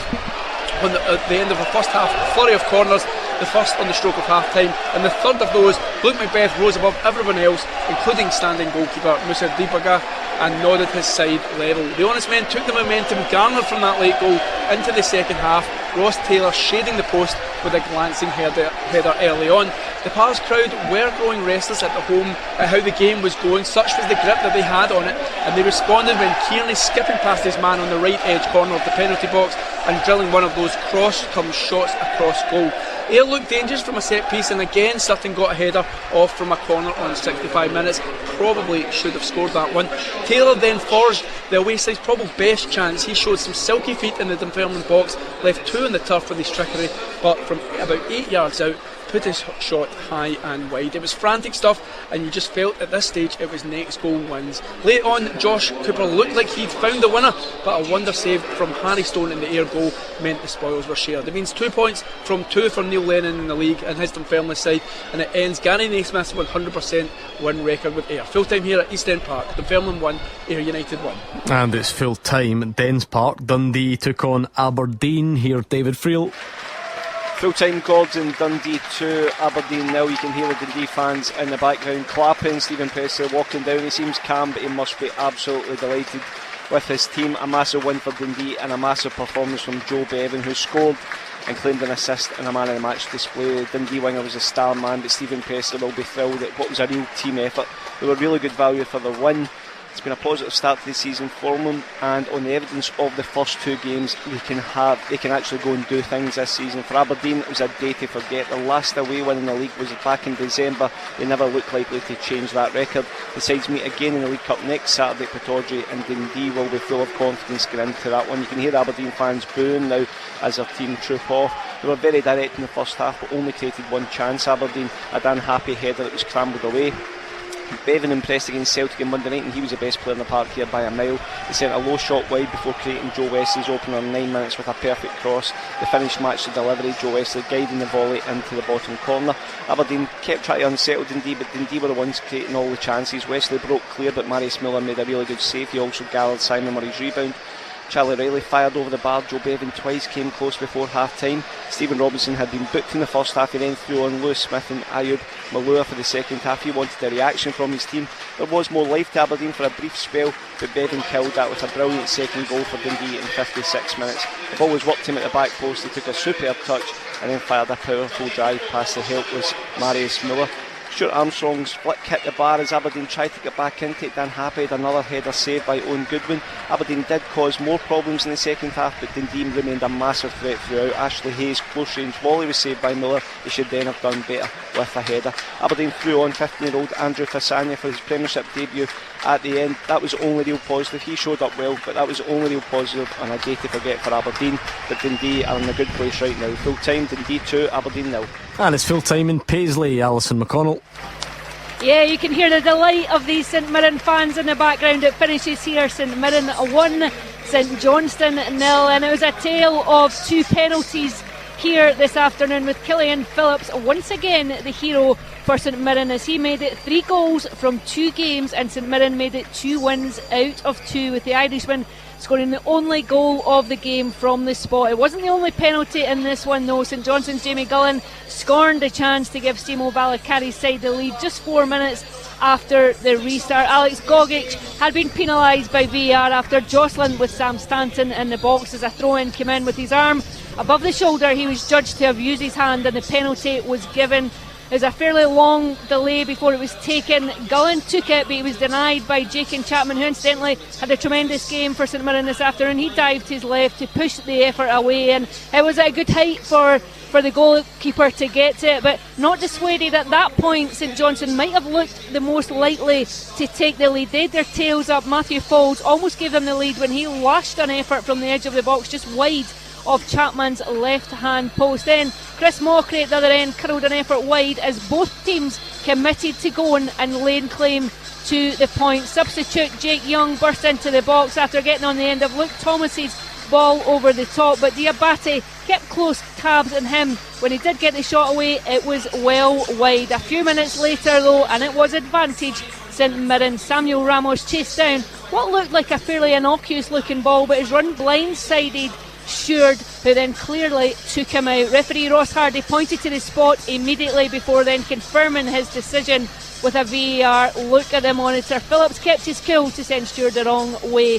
At the other end, Chapman produced a wonderful save when he dived low to his right to push away a Diabate header. There might have been another penalty for St Mirren after Stewart clattered into Alex Gogic, but the defender had already been flagged offside. But the night finishes here with St Mirren fans toasting Killian Phillips for the second weekend in a trot. Their fear now is whether he's still here when the window closed. But for now, it's all smiles in Paisley. It finishes St Mirren 1, St Johnstone 0. And now it's over to you. 01419511025. What have you got for us tonight? How are you? What are you thinking? Whether it's today's football, Thursday night's football, a look ahead to tomorrow, the transfer window, you've got loads of options. So it's the same number no matter what. 01419511025. Give us a call right now. If you're out and about today, St Mirren, St Johnstone, Dundee, Aberdeen fans, how do you feel about what you witnessed? Any Partick Thistle fans want to gloat from last night? On to tomorrow. Celtic fans, does it feel different heading down to a game on grass at Rugby Park? Does it fill you with more confidence? How are you thinking that one is going to shape up? Rangers fans, what is your best starting 11 at the moment? There's been so much debate about where it's been going wrong, so how would you fix it? What's the best starting 11 How big is this game against Hibs all of a sudden after a bit of negativity in the last couple of games? Motherwell fans, Hearts fans, Hibs fans, you're all involved tomorrow. And then that bigger picture stuff, the transfer window, what needs to be done for all of you this week. And we even debated the future of Scottish football earlier, talking about what can be done to get more minutes for young players in the top league. If you've got any suggestions, share them right now. 0141 951 1025. And whilst you're lining up your calls, let's finish this off. The second half teaser with Archiplan Glasgow. Planning permission and building warrant drawings for home extension, conversion or renovation.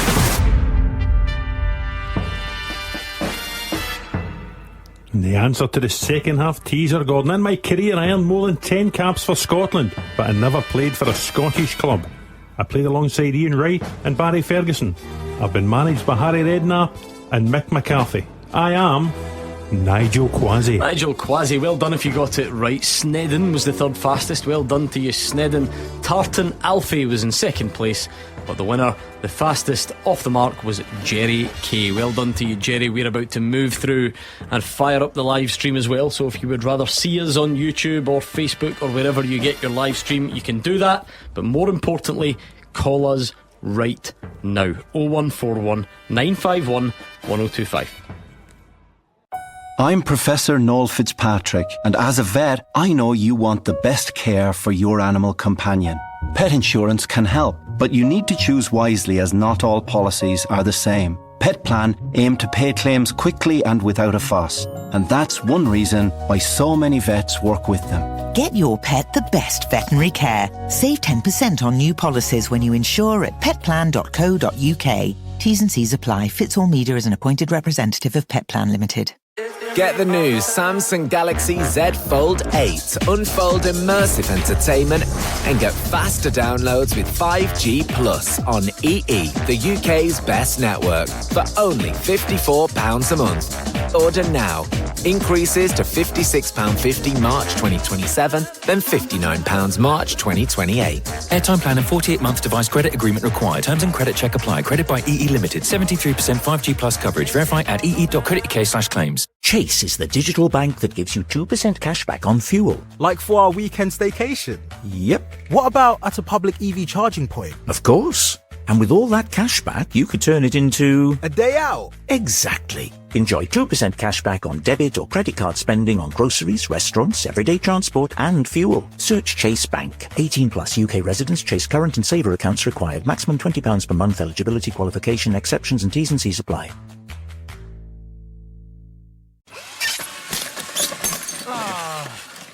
Wrong tool for the job? Don't make that mistake with your van. Save thousands on selected new Toyota vans, with a warranty up to 10 years or 100,000 miles with every qualifying routine service. Visit your nearest Toyota centre, Alexander Wallace, or visit toyota.co.uk/van savings for more details. Savings on selected vans ordered by the 30th of September 2026. UK residents, see toyota.co.uk for full details. T's and C's apply while stocks last. After the action, it's your reaction.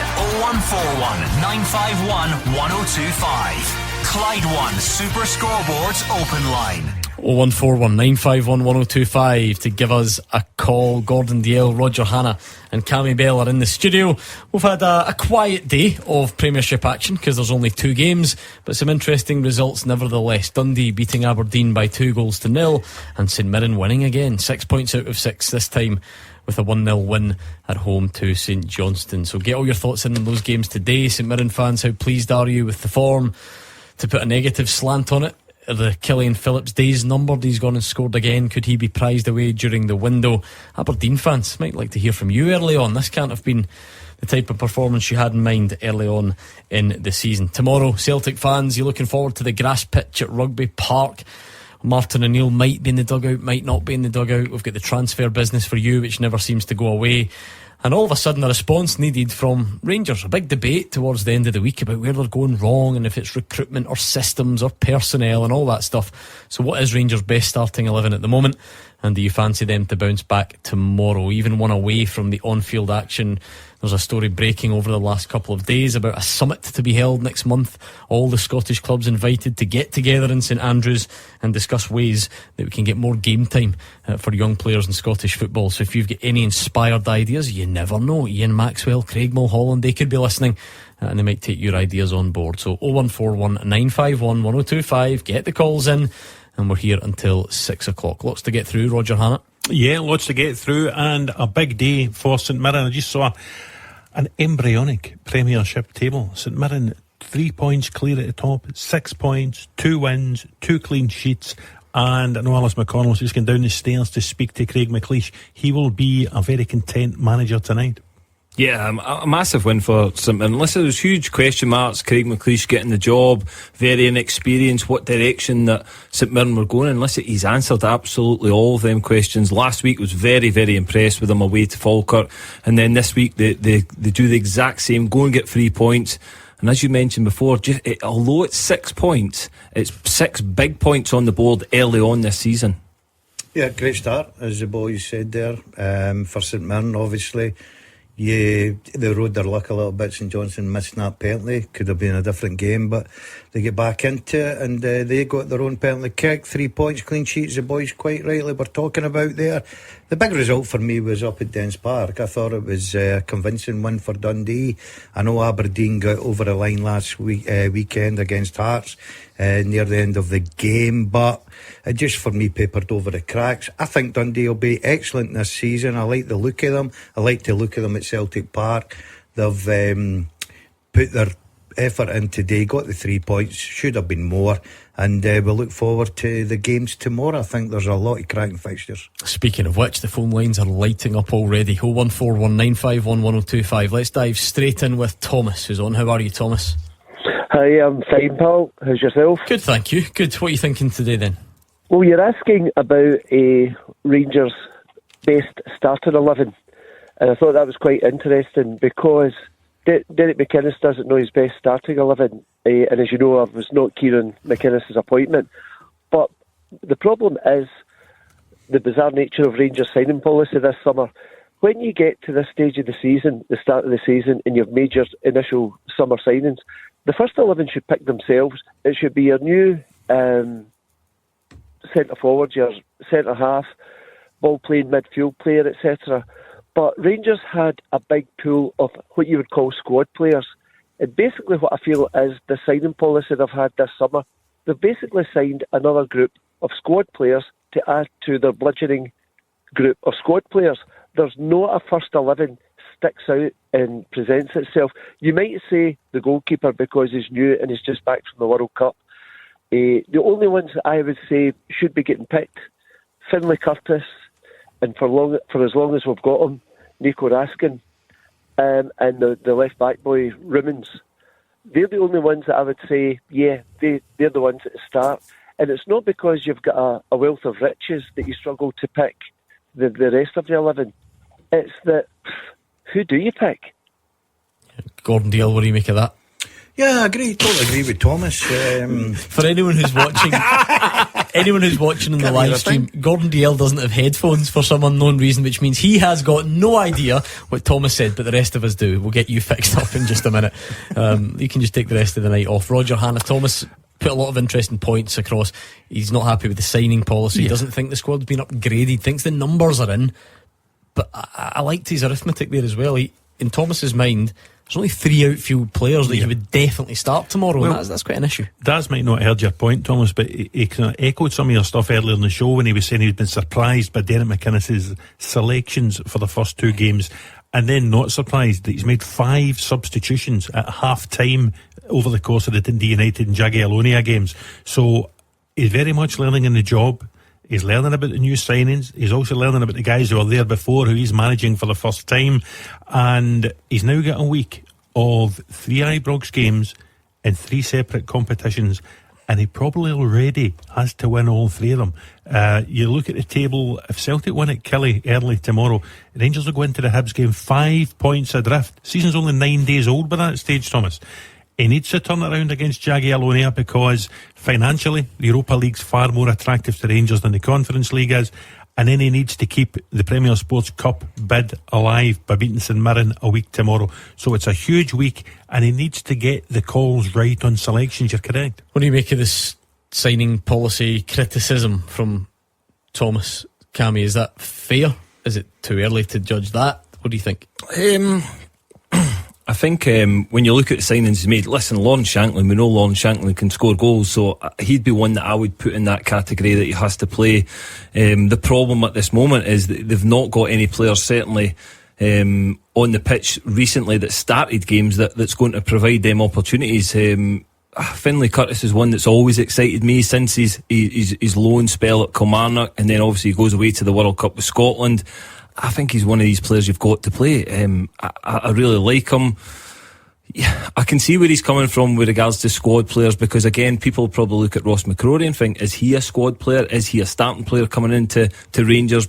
Possibly not, because there's question marks already from a number of Rangers fans saying, listen, we've not upgraded from James Tavernier, and we all know how much criticism he got towards the end of his tenure at Rangers. So I think there's big question marks, but you need to give these guys time. I'm more than happy to give these guys time to bed in at Rangers, but the problem is you need to win games while you're bedding in, so you can't have 5, 6, 7 players off their game and not win games of football. You can afford 1 or 2 and the rest of them carry them and still win games of football, because the most important thing at the start of the season is Rangers getting off to a winning start. They can't find themselves behind for another season chasing teams in front of them.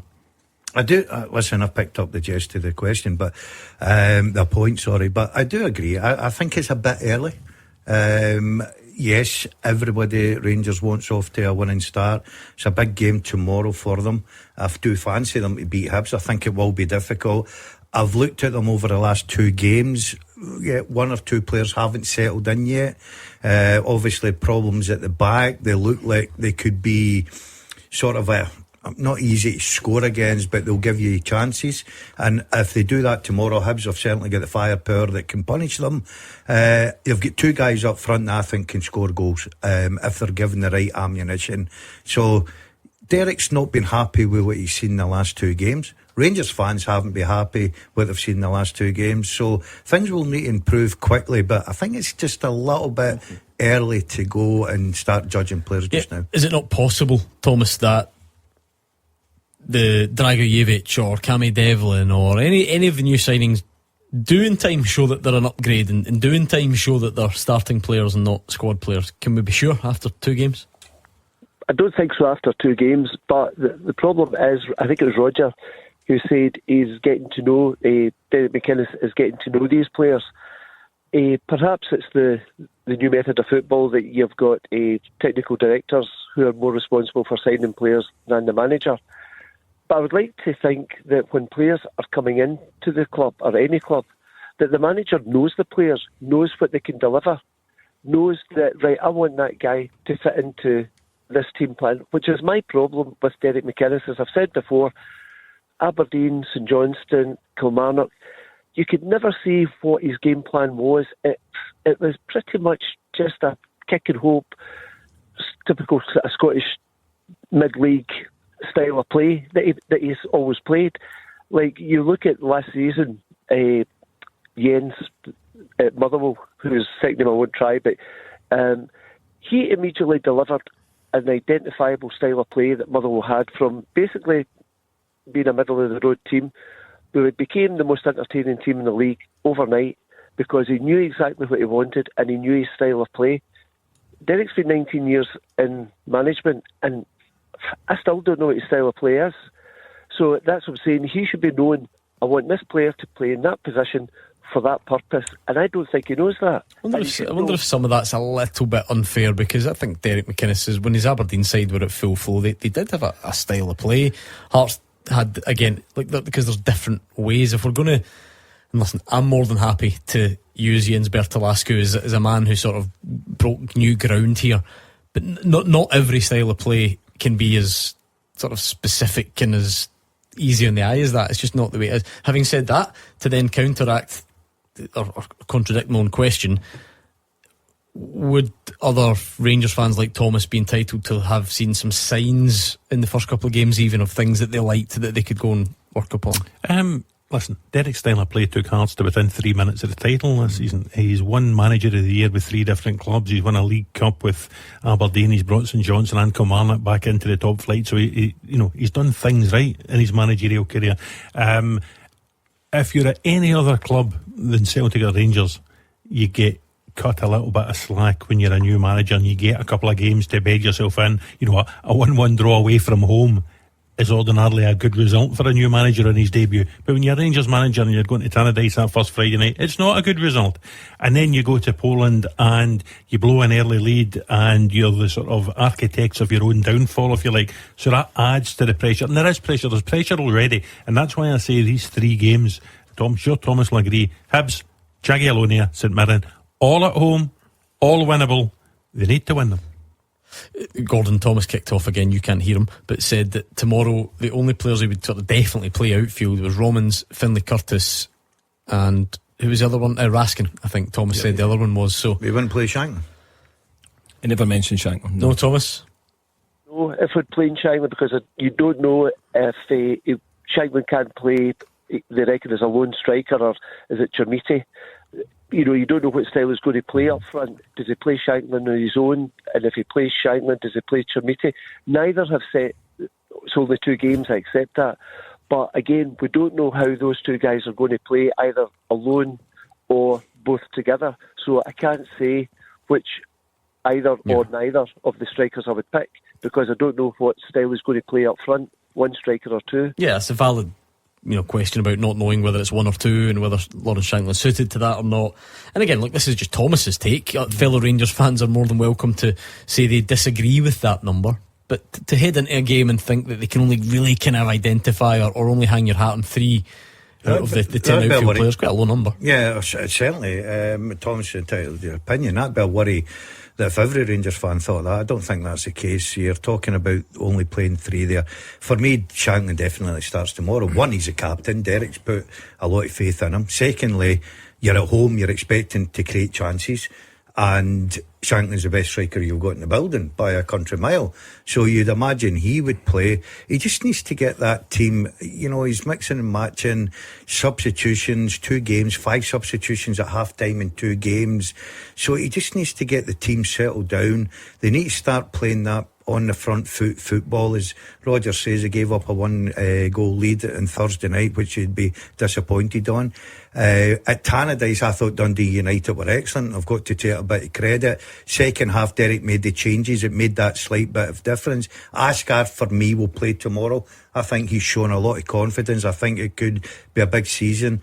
But I do agree with Cammy. As much as Derek's finding his feet in there, and he's finding all about his squad and the new players and how to gel everything together, as a Rangers manager, especially early on in the season, you've got to win games.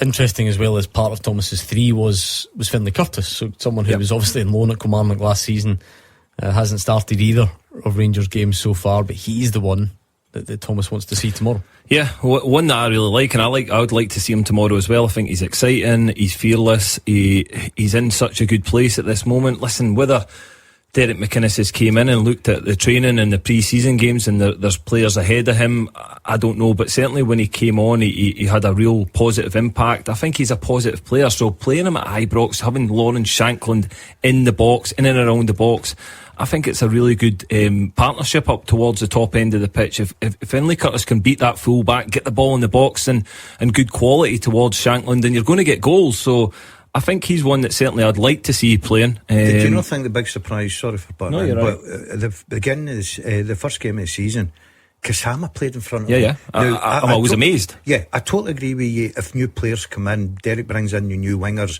and says, right, okay, they're in front of Finlay Curtis, I've signed him, Finlay Curtis will play a big part. But he went for a guy that hasn't really produced anything. And that's what I said about training. He must have seen something in Gassama in training, because for me, then you're almost just picking a player in front of with profile. So the profile gets ahead of him. Is it because Gassama's played more football? Did show signs last season, though, didn't he? I know it was not, you wouldn't call it a good season overall. Very inconsistent. If you put Gassama against Finlay Curtis in the last part of the season, Finlay Curtis is miles ahead of him.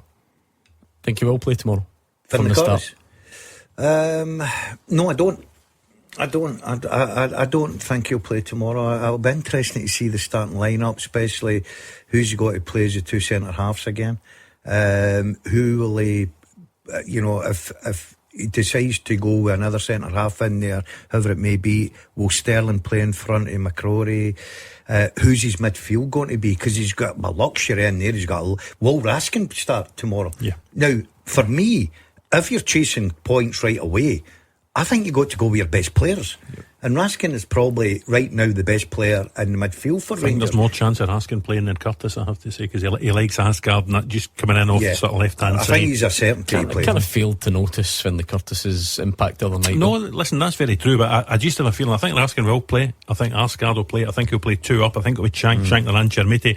I think Yokota will probably get a start on the right-hand side, and then alongside Raskin there'll be one, whether it's Devlin, whether it's Dan Neil, whether it's Dragojevic, I'm not sure. Someone will be in there with Raskin, I would think. What do you think? Agree or disagree with what you're hearing? 01419511025. We've got loads of games to preview tomorrow, a transfer window, and a debate about how we get more young Scottish players into the teams as well. So loads happening. We'll speak to Nathan next.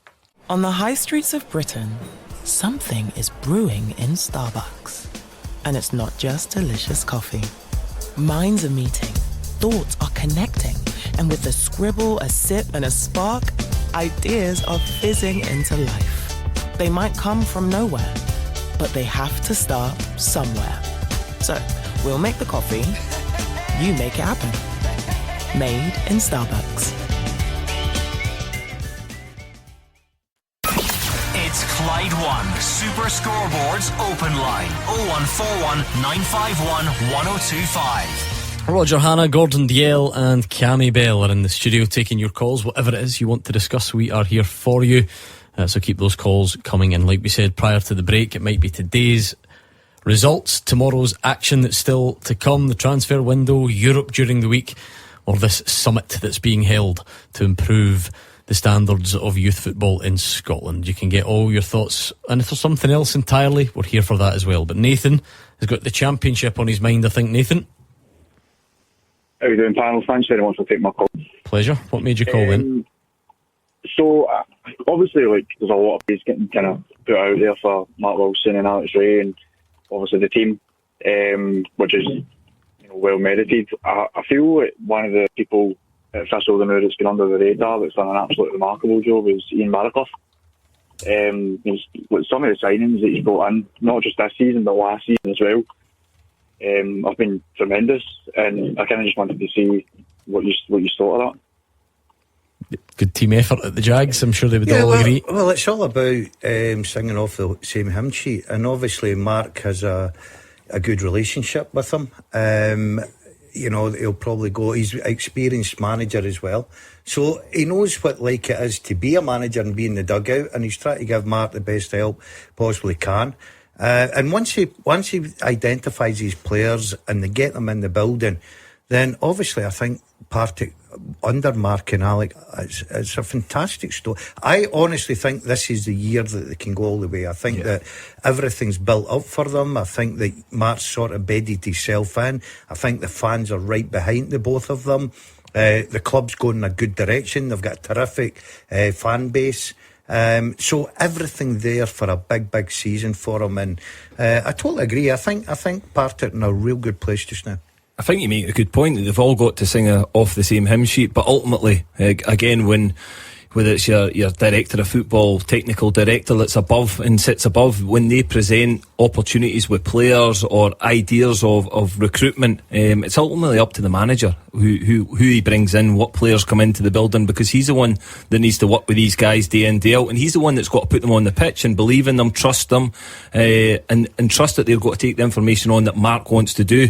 So yeah, listen, I think he's obviously doing a very good job, but Mark and Alec, I think, are doing a really good job on the pitch. See, where it becomes important for me is obviously he knows the English game.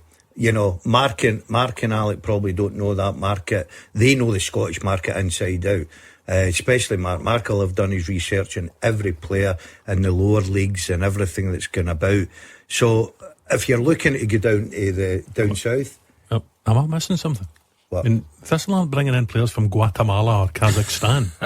you know, I don't want to do down Ian Barraclough in his role here. He will be the guy who goes and does the deals. I think that's what Nathan's praising him for. You know, Mark Wilson, Ali Ray are the guys who are identifying the talent. Look at the signings they've made. You know, Seb Drost, man of the match last night, played against Partick Thistle last season and impressed Mark and Alec. Ben Dempsey, yet to play because of injury, captain of Ayr United, played against Thistle last season and impressed Mark and Alec.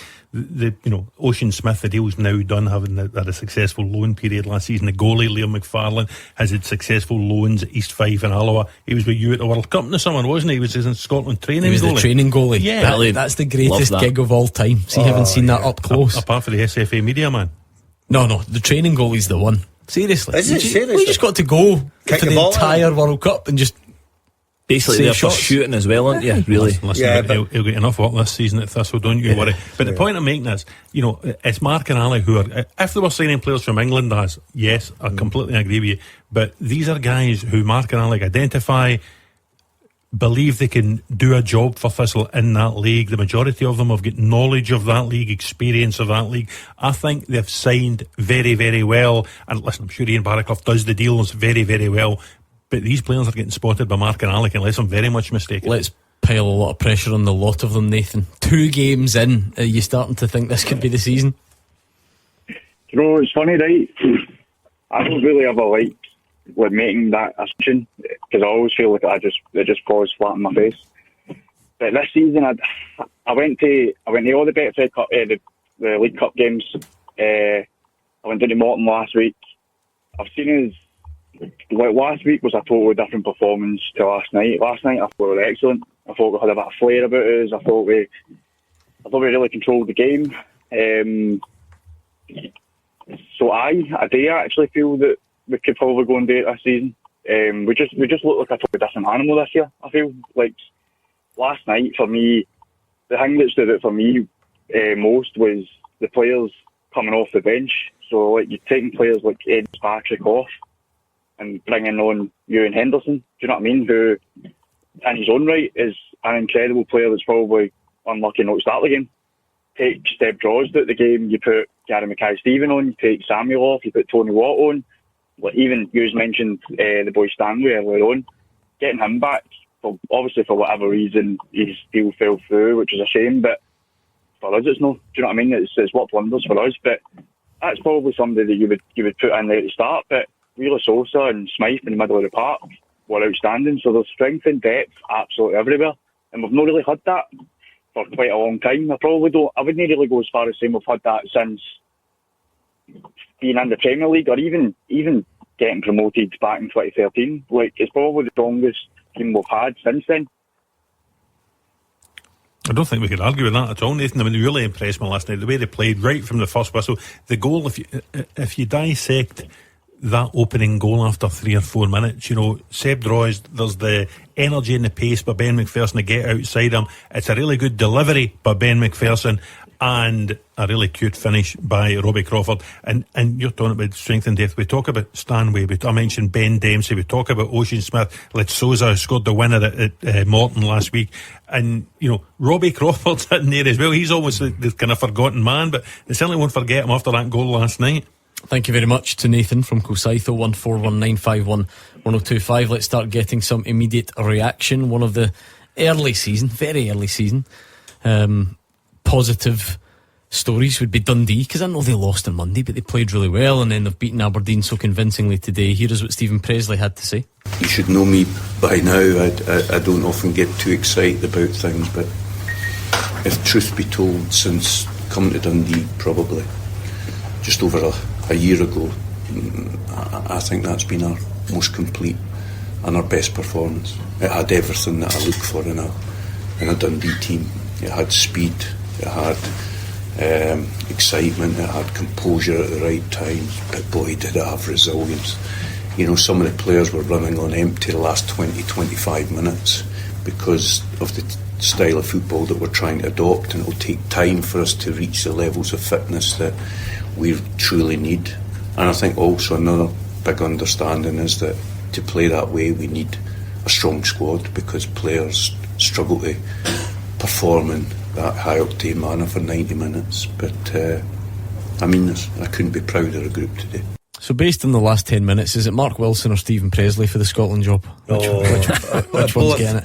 Both. Co-managers. Listen, I think that's all down. He was talking there about his team and the positives. I think that's down to the fact that his team are buying into the manager.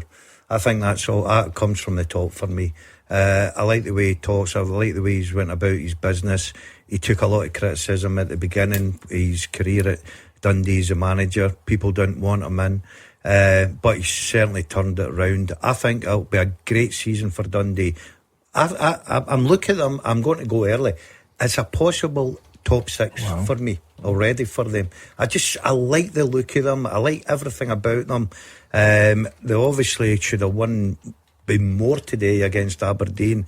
I think they'll be a handful against a lot of clubs this season. Yeah, I totally agree. I think what you get from Stephen Presley's team is what you get from him. Bit of honesty, do you know what I mean? Hard working, but also it's taken him time to implement the way that he wants to play a certain style of football. He's been allowed a year basically to get players in the building that understand and want to play for him. As you mentioned it there, you know, he's got players there that really understand what he's asking of them and go and deliver it on a match day, and they're doing that. They look really, really good. They look very comfortable today in their win, and I agree. Listen, I don't know if it'll be a top 6, but I think they'll have a really, really good season. Most impressive thing for me, Gordon, as well, is the players he's lost. I took off the tip of my tongue. Yep, John McCracken, the goalie. The 2 centre-halves, Luke Graham and Billy Cometto, were sold for $2.5 million. The 3 that played behind Simon Murray, Cam Congreve, Jan Danda, Tony Yogen. Who were outstanding. Tony Yogen got hooked at half-time playing for Aberdeen. And Congreve in particular, one of the standout winners in the league. That's more than half your team away. And you would never know to look at them either on Monday night at Celtic Park or today against Aberdeen. Let's go back to the phones. 01419511025. Danny's on. How are you, Danny? Hi, how you doing, guys? I'm okay. Yourselves? Good, thank you. What have you got, Danny? Got a couple of points. We're actually on the way back from the Airdrie game. We're watching Airdrie East Kilbride today, and just briefly, I wanted to touch on the standard of officiating. It's absolutely shocking. Every level throughout the pyramid. I mean, that's the third level of Scotland. I'm a Celtic man myself. In the top flight, it's the same all the way throughout the pyramid. Today at the game, there was not even a fourth official or a board to show the minutes. I mean, it's amateur, and if people are looking in this league, whether it be the third league, the Championship or the Premiership, there needs to be a standard and a consistency, and I think that needs to happen with foreign refs coming in and maybe even educating or leading the way by being an example. So I wanted to touch on that quickly, and we can go on to the Celtic game as well tomorrow. Just on the... I was just going to say on that, obviously in terms of incidents, it won't surprise. I know Danny will know this. We wouldn't have seen the Airdrie Kilbride game. We don't have fourth officials down the leagues in Scotland. So again, then they find the money to bring foreign officials in and make them fourth official at the games. I don't see that necessarily happening anytime soon. We don't even have full-time refs in the top flight, never mind. No, and it's purely down to finance in Scottish football. You know, it's part of the discussion we had earlier on about this summit at St Andrews, and a lot of the arguments, a lot of the pushback that Craig Mulholland and Ian Maxwell will face from clubs is about finance. It's, you know, the imperative of bringing money in and where the SFA's money gets diverted to.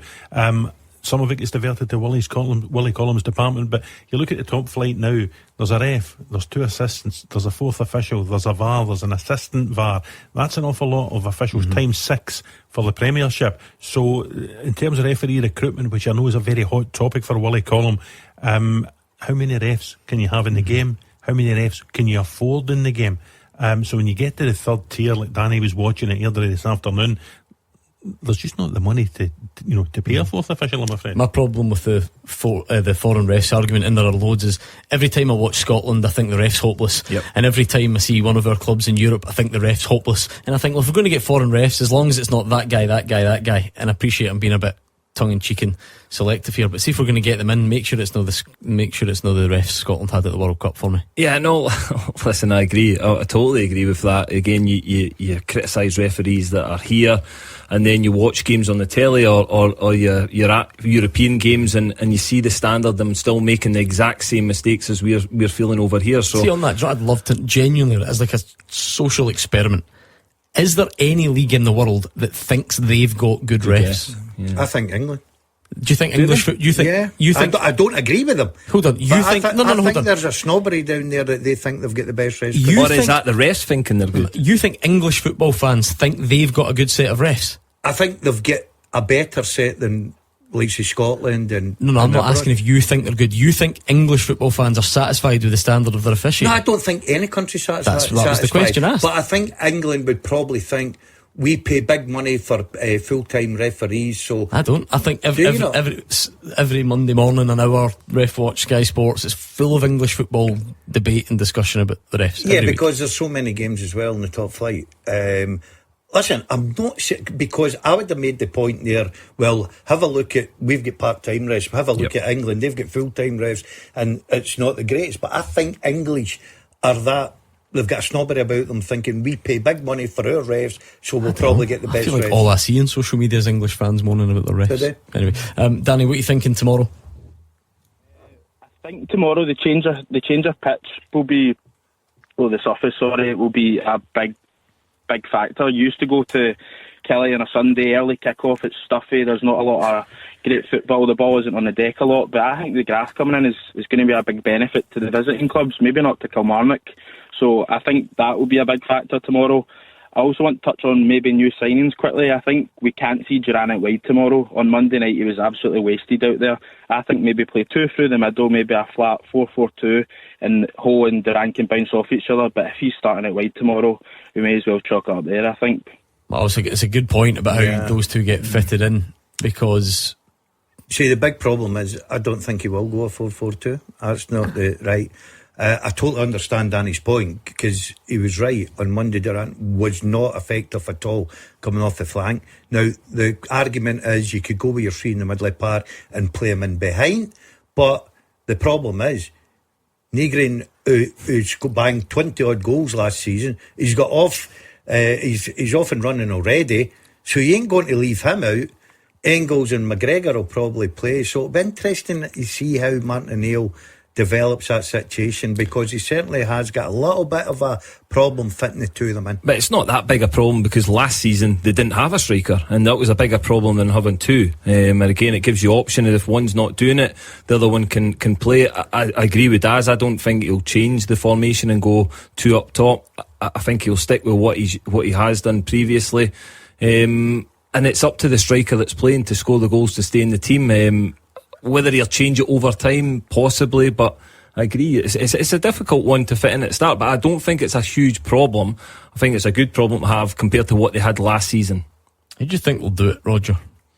It's difficult because that's hitting the nail on the head. Nygren's a thing. You could play 4-4-2 with Engels, McGregor, and pick your wingers, whether it's Yang and Tenekte or Forrest or whoever, and get the two strikers in. What do you do with Nygren? There is a body of the Celtic support think he could do more, but as that said, 21 goals last season. He got the only goal against Dundee on Monday night. You cannot leave him out the team just now unless you can find a place for him wide one side, but I don't think that suits his, what do you think, Danny? Takes away from his ability to get in the box and score those goals. What do you make of those obstacles the guys have identified, Danny?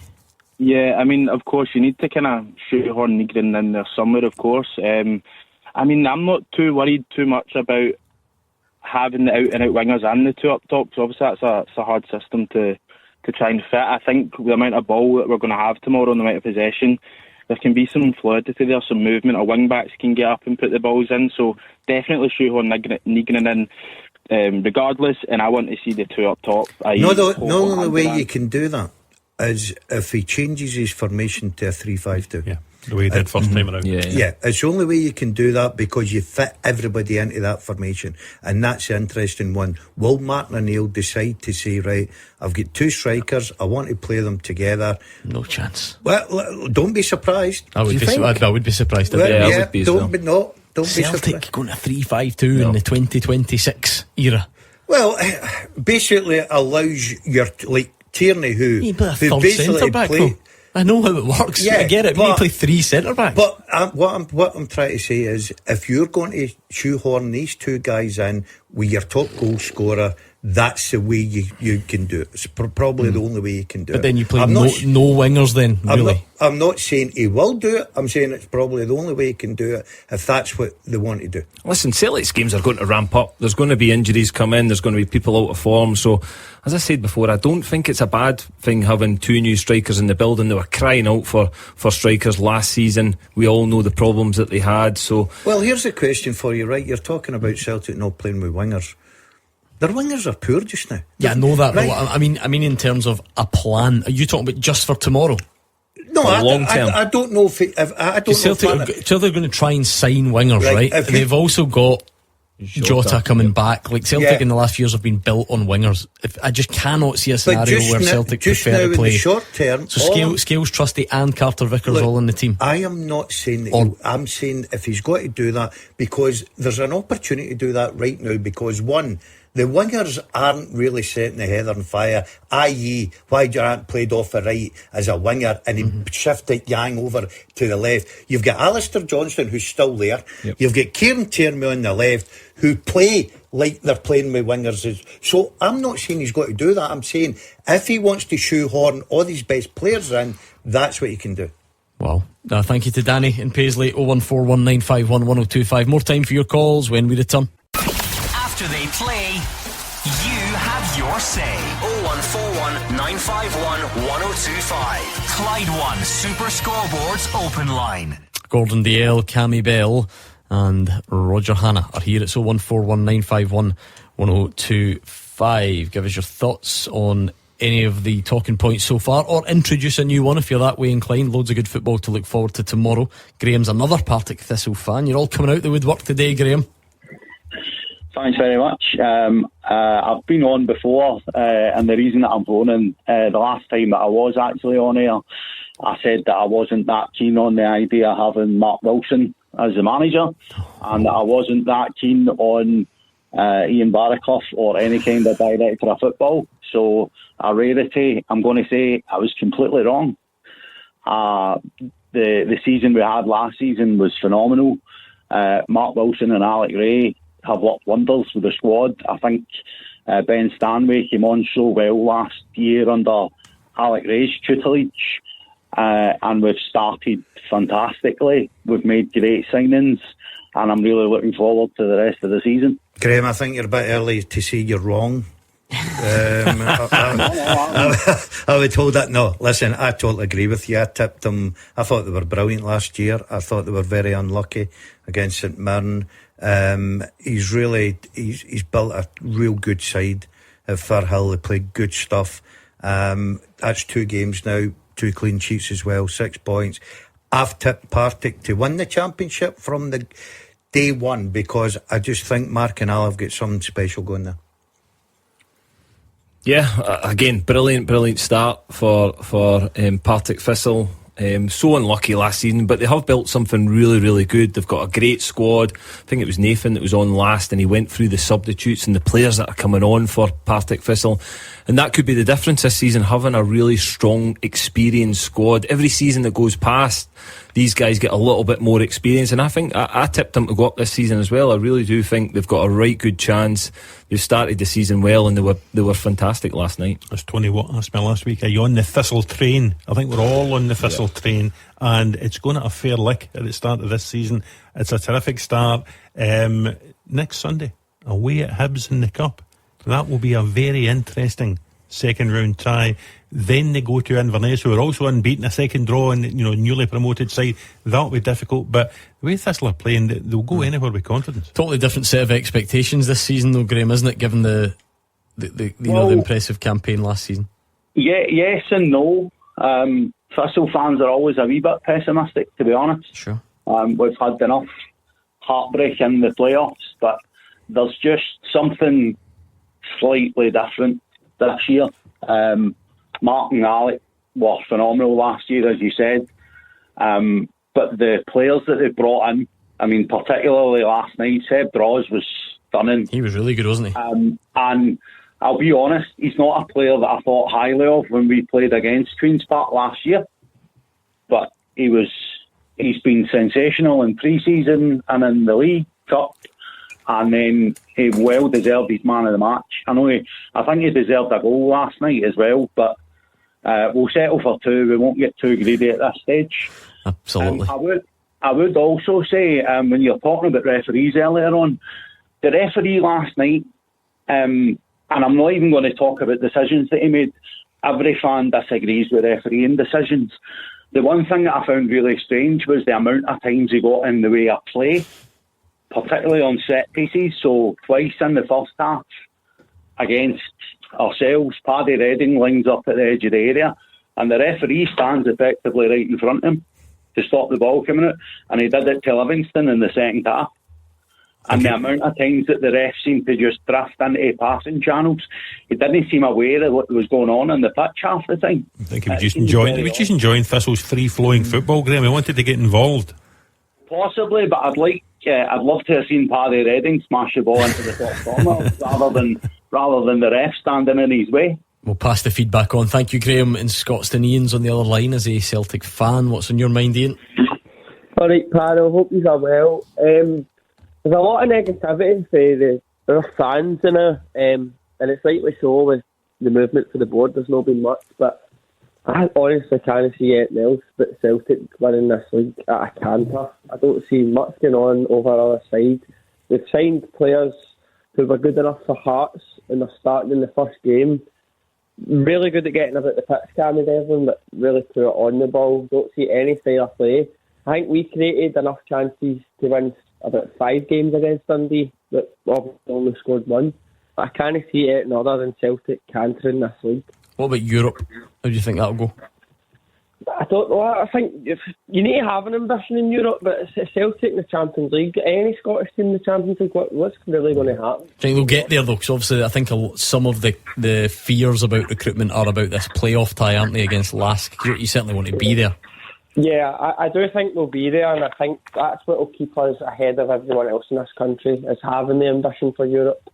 But obviously can't be too confident, but I think we'll get through, yeah. I don't think you can be too confident after what happened at Kairat Almaty last season. I think that was a real learning for everyone at the football club. That's why I don't think the board can sell Johnson or Engels before this game against Lask, Ian.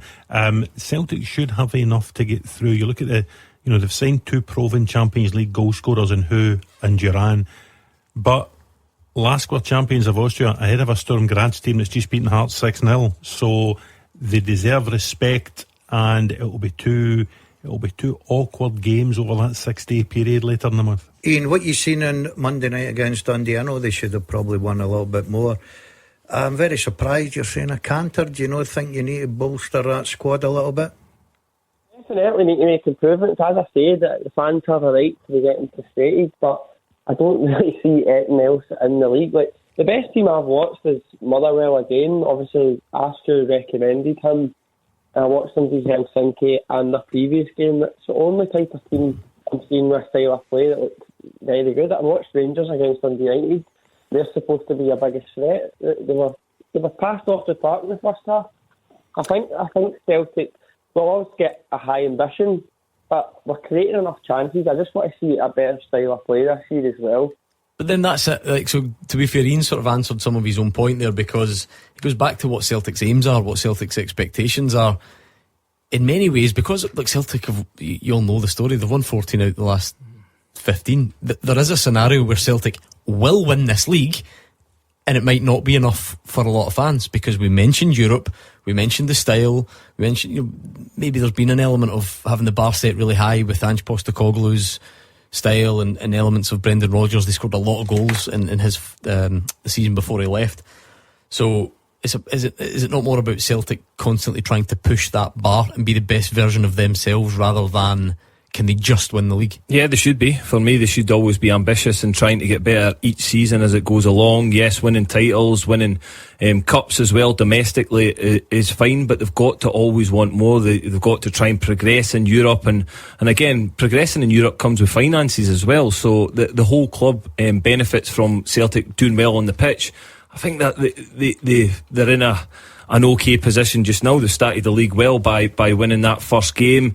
I agree with Roger that, listen, that Champions League game will be difficult. It's a difficult tie. It's one they can certainly get through, but they need to keep a hold of Alistair Johnston for that tie. And what they also need to do is they need to sign certain players because they are light in areas. Listen, 1 or 2 injuries, which was seen last season. They got a lot of long-term injuries last season to big players, and it hampered them. So they need to be wary of that as well. Thank you very much, Ian from Barhead. 01419511025. We might struggle to squeeze one more in, but we could give it a go. Aim high, be ambitious. If that's the theme of the end of the show, we could try that as well. Let's take a whistle-stop tour of the games tomorrow whilst we are still here. Do you share Ian's confidence? Will they beat Kilmarnock on the new grass tomorrow? Yeah, I think they'll go down there. I think they'll enjoy it. It'll be interesting to see the starting line-up. I think Neil McCann will have Kilmarnock fired up. Of that, there's no doubt. It will be difficult, always is, but I just think Celtic will have enough.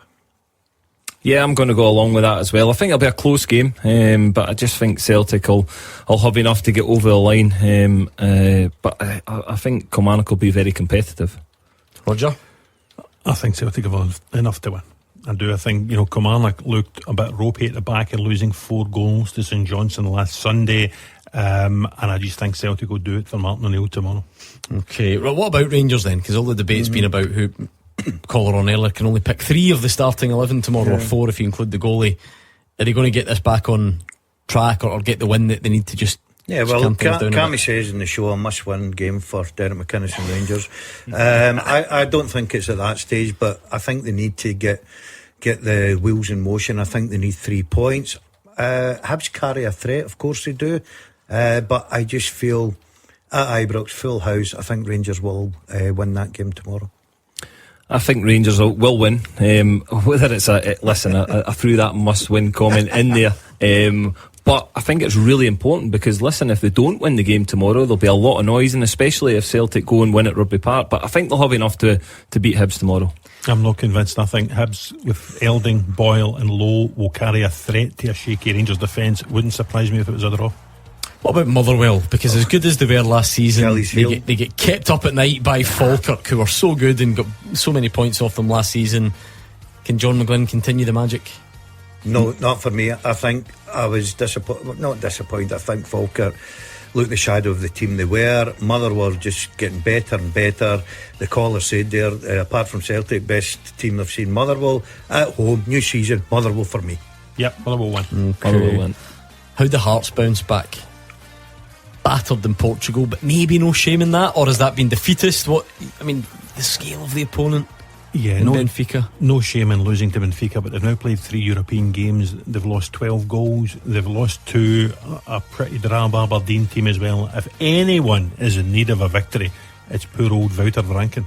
Okay. I was impressed with Dundee United against Rangers, especially first half. I think they're playing better football now. I think Jim can go there and get a result. Sorry for leaving you out, Hibs fans, but we do need to go. Thank you very much. We will be back. The boys will be back tomorrow afternoon to look after you. Andrew McLean in the hot seat. The GBX is up next.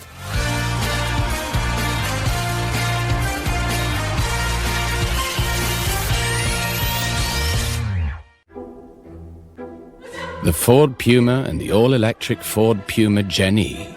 Stylish, bold, and as driven as you are.